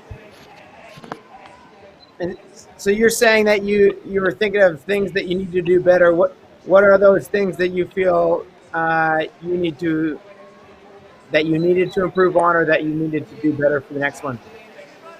Yeah, probably I need to clean up some of my tricks, especially how vertical the last standing. That's the moment where we knew that Dane had made it. So yeah, that was a really good final, and that was pretty surprising as well. The French crew leading the whole volley up.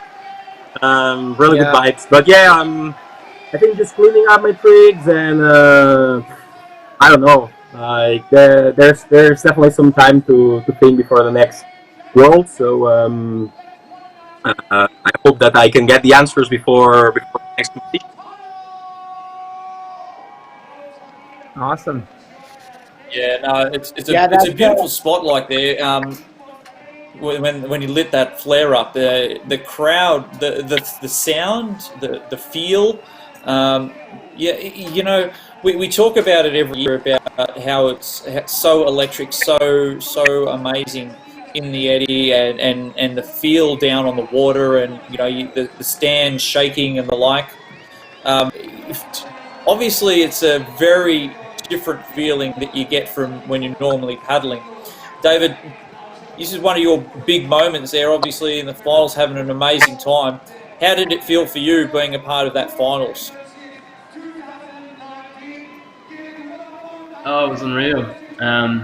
Definitely something I've thought about and like watched before. I mean, like, it'd be great to be there, and it was pretty cool in there. Pretty cool with those paddlers. They're all really good. It was weird because for me, semis was like a finals, and then finals was another finals. So it's a pretty cool experience. That's awesome. Tom, did whose idea was it to light that flare up? Did somebody give it to you, or did you was that something where you're like, oh, I thought this was a great idea?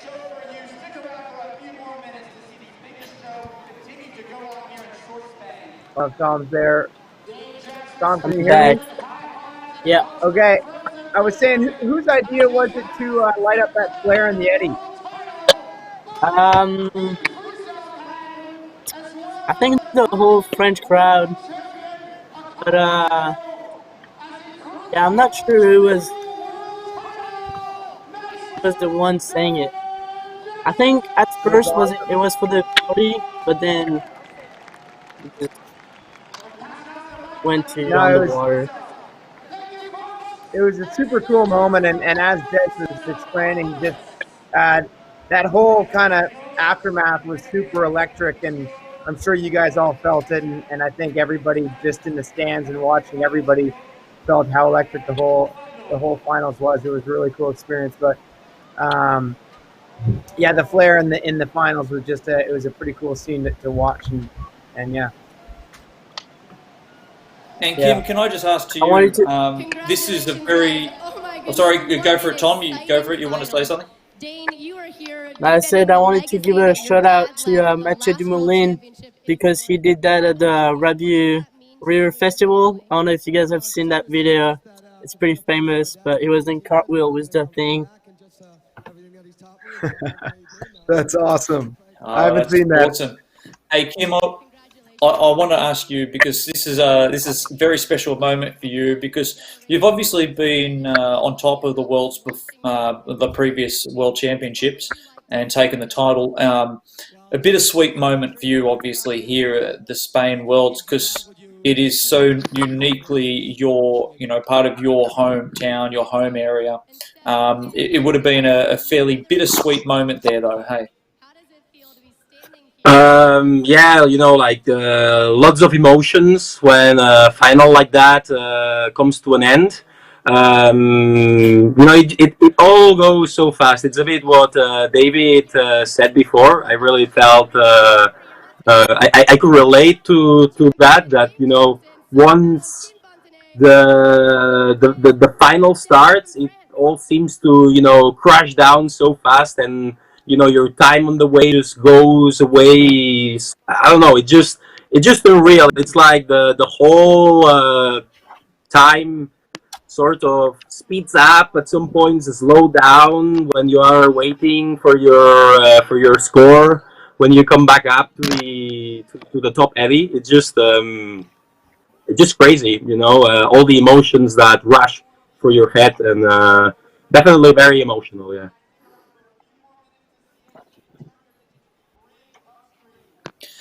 All right. You know what we might do right now is just sort of move across to Shep, just for a moment, if that's all right, Shep. You're being the head judge here. You went through that whole finals, but for those people out there who haven't actually got an insight, how does it all work? People just see the scores pop up, but they don't know the backstory about how it all works. Could you just give us, for the viewers out there, a bit of an insight as to where those scores come from and how it all works? So my job for this event was chief judge. So I was supervising a team of judges. In the little tent you can see on the screen now, we have 3 judges who are all trained, experienced. They have to set exams and qualify. They really know the sport inside out, and they do a lot of events. They will see the moves that the paddler does, and they will say and call out the name of that move, and then we have somebody called a scribe that puts those into a computer system. That computer system totals up the scores, and then I have an overview, like a chief judge's scoreboard, so I can see what each of the 3 judges have scored for each of the paddlers, and once I'm happy, once they're happy, we submit that score, and that's when you see it come up on the screen. All right, whilst we're here, talk us through a little bit about the difference. You heard some people talk about the big air bonus and the linking bonuses, and how and what you're looking for those kind of moves.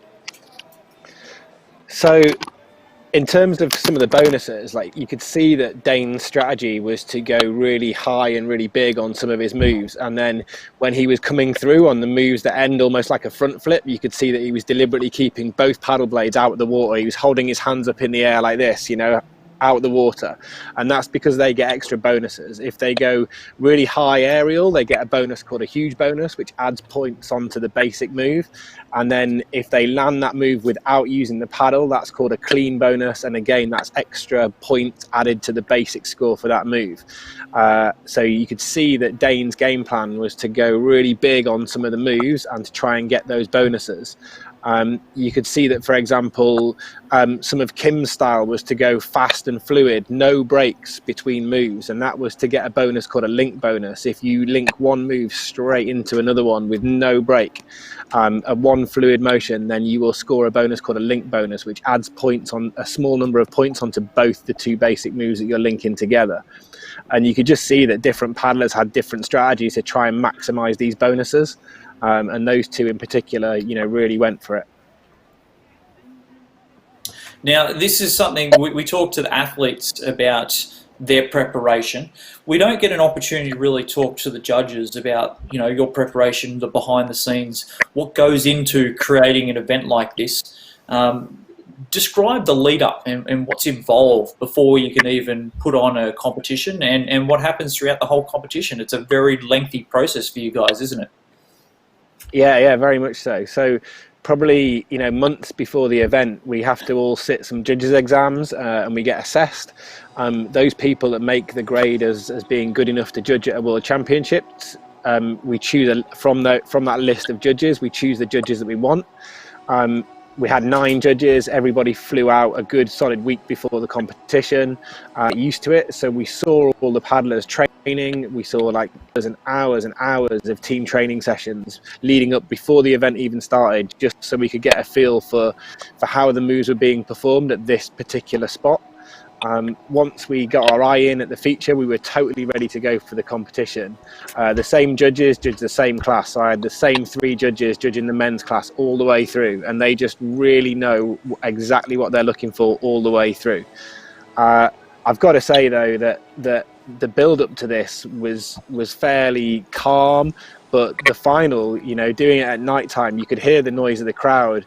Paddlers are saying they had goosebumps. It was no different for the judges in the judges stand. The volume of the crowd on Kim's first ride was absolutely crazy. So they did such a good job of staying calm and staying focused and just calling what they saw.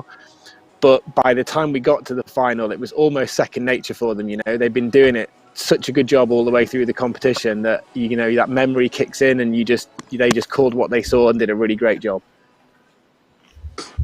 Now, we're seeing a bit of action on the screen when they're coming to delivering the presentations. I must say we totally appreciate the town of Sort coming to the party and being a part of this festival, the sponsors that made this possible.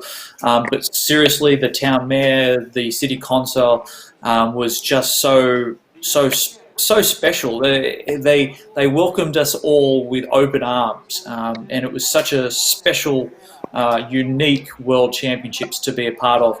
Shep, before we leave you here, in terms of judging, now there's a lot of things that's potentially up in the air about things may be changing. We're looking at potential trying to move and shake and change rules here and there. Do you see the progression of freestyle moving in a different direction? Do you see more things being awarded to bigger air rather than links, or links becoming more important than big air? How do you see the future of freestyle traveling? I just think that the judging and the scoring needs to reflect the development that we're seeing from the paddlers. We're seeing paddlers get bigger air than we've ever had before, but we're also seeing paddlers going faster and linking moves together more than we've ever seen before.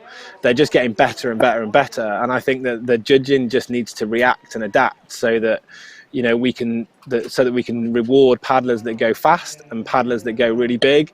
And just ultimately, the guys that make it look the best are the guys that score the highest points.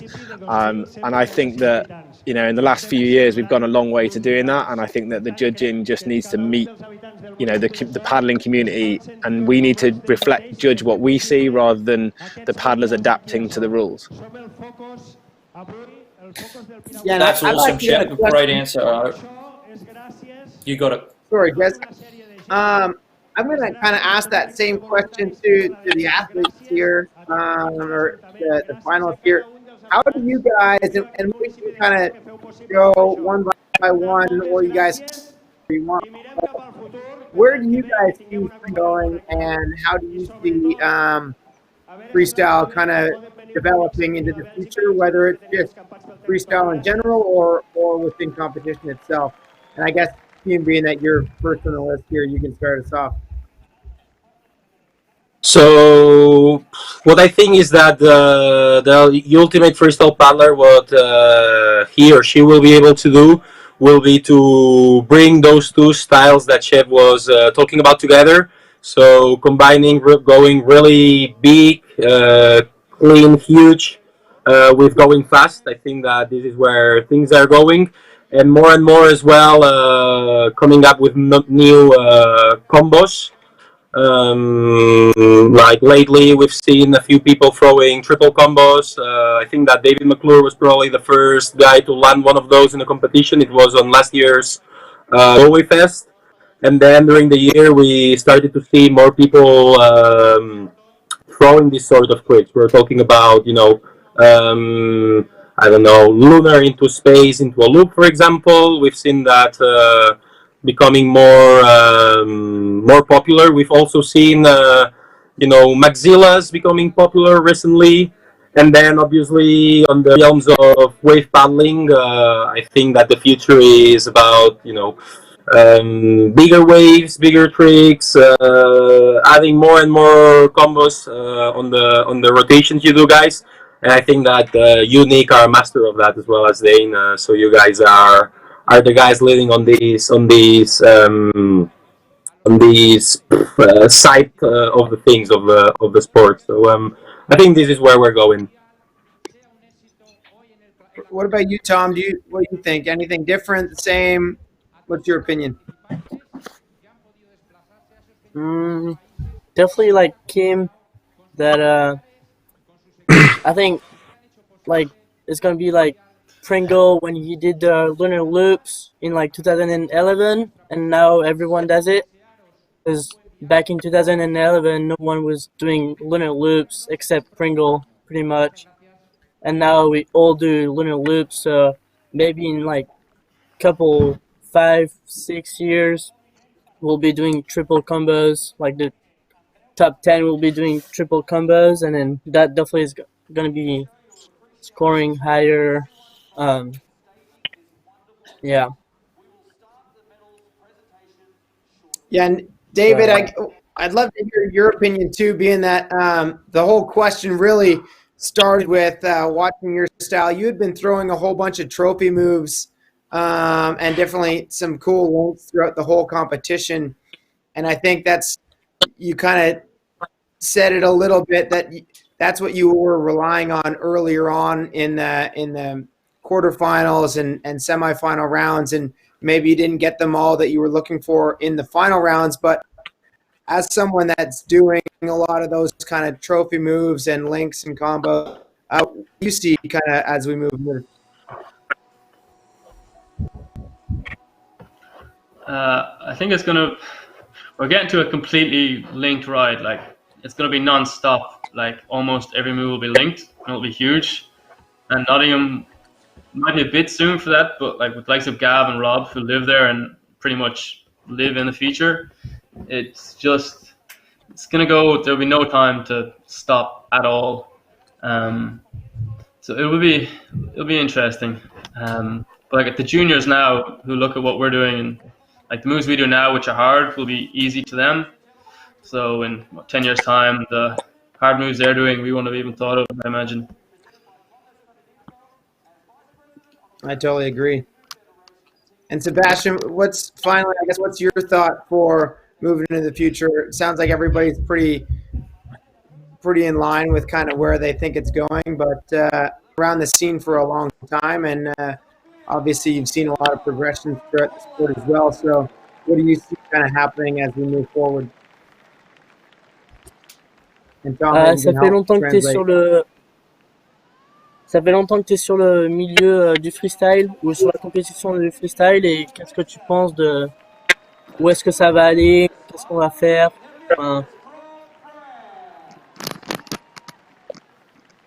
Ouais, je sais pas du tout comment ça va évoluer. Je pense sur des nouveaux combos, toujours plus d'enchaînements, de combinaisons nouvelles avec les figures qui sont déjà existantes. Et voilà. New combos, new links with the tricks that we have now, and yeah, just non-stop. Well, that's a great way to have this conversation going, as to where is the future of freestyle going. You know, it's exciting sport that we're seeing links, we're seeing new moves created, new links. We're discovering things, as Shep said, where we want to make sure that the sport keeps up with what the athletes are doing. And athletes, we're seeing some amazing things coming from videos all over the world. And honestly, it's going to be exciting to see. Speaking of which, that leads us into next World Championships. Now, for everyone out there, we've posted this already, but the World Cup is postponed right now. So for those people who are looking forward to the Nottingham and heading over to the World Cup, it has been postponed. However, we are looking forward to the World Championships. Now, a lot of you guys have actually spent a bit of time at Nottingham. Kim, I know you've spent, Dave, you spent a lot of time there as well. Tell us a little bit about Nottingham and what you're looking forward to for the next World Championships. It's going to be exciting, isn't it, Kim? Yeah. I think Nottingham at the moment is one of the places where we're seeing like the sport evolving. Is like a laboratory where, you know, like every 2 weeks you see some of the paddlers who train there coming up with something new. I was there during the year prior the World in Argentina. I was studying there sports management in the University of Loughborough, and it was definitely the best playground you could ask for to prepare for World Championships. That's why I think everyone here is quite scared to see where the Brits are taking things this time. I think that they will be probably one of the paddlers that we will be trying to chase. I would say that in the last couple years we have all sort of been chasing Dane probably. I wonder if that paradigm is going to change, and we will find ourselves trying to chase, Gav, Rob, maybe David, because he's been training a lot there as well. And yeah, we'll see where things will be taken. The other thing is that we don't know the exact spot that we will have yet. The spot has not been built, so there's still a bit of a question mark there. We don't know exactly what skills this feature will require, so we will need to just sit and wait a little bit more. And once we know where we're competing, we will know more things. Absolutely. Over to you, Tom. What are you thinking about the next upcoming World Championships? Hype on it. I've been there a couple times. The first time was in 2014. So like when I was like 13, I was like awesome. It's like the sickest spot ever. For like you can try so many tricks. It's awesome. And then last year I went there with Seb for a couple days, and yeah, it was good to be back. Yeah, like Kim said, we don't know in which spot we're gonna do it in. So I think they were talking about the one under the bridge, but I don't think they made it yet. Yeah, hopefully it gets moved under in the gate, so we can break 2,000 points.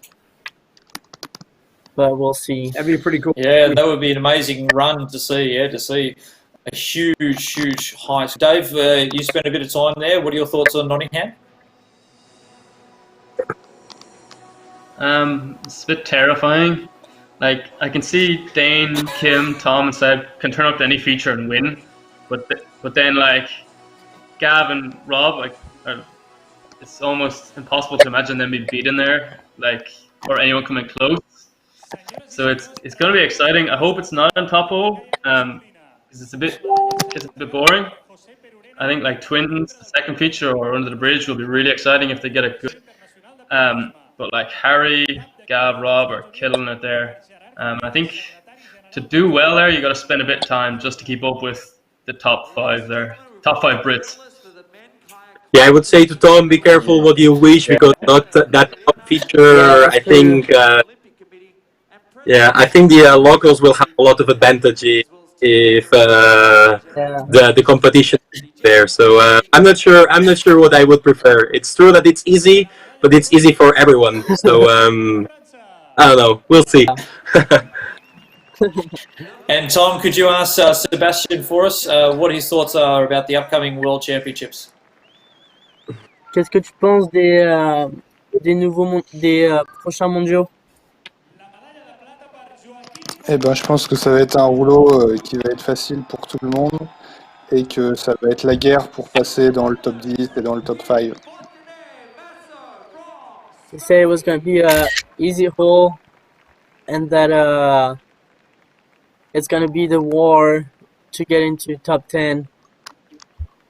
Yeah, I agree. That's right. We always say that any one of the guys that make the finals could easily take the title, and same goes for the top 10 and top 20 nowadays. Shep, on to you. Looking forward to the next World Championships. Is your home area? Yeah, it was where I grew up paddling, and I think, just to go back to what all the guys were saying, the reason why they're a little bit kind of nervous about it is because it's a spot that doesn't change. It's consistent. It's been the same every single. So the paddlers and it doesn't change throughout the season either. It's not like the water levels change summer or the winter. The guys that live there and train there train in the same feature all year round, all the time. And I think that's why, that there could be quite a strong local advantage there, but it's a deep feature. It's easy to get to grips with. Like, that, all of the spots in Nottingham are pretty, reliable and deep for doing tricks. So I do think that anyone coming to that spot will pick it up quickly and get to grips with it. Difficult features to learn. So as a result, I'm hoping that we see, absolutely massive scores. Argentina was an almost perfect spot. It was deep. It was really friendly, user-friendly, and I think that Nottingham will be the same. Like, I'm hoping that we see record-breaking scores, and I think there's a really good chance we'll see that. Wow, I totally agree. Hey, can I just be the first to wrap this up by saying congratulations to every single one of you guys for making the finals. It's something that you have to put in a huge amount of time, effort, and a lot of times finances, because it's an amateur sport for us to travel all over the world and to train. And for you guys to make it through to the finals and get on the podium, some of you guys, is a huge effort.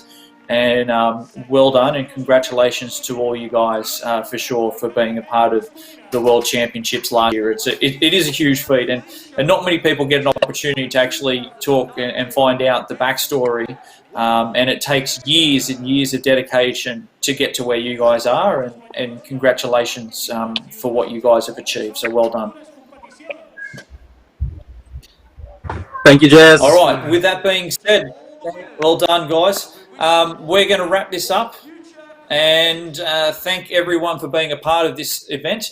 Nick, can I personally thank you? I know it takes a lot of time out of your family life to be a part of this live feed. I appreciate you being a part of it to help bring the action to people who are stuck at home right now. So, Nick, I appreciate you taking the time out of your life to help bring this to the world. Awesome. Well, thanks for having me, and stoked to be here, and thanks everybody for tuning in. Well, that's it.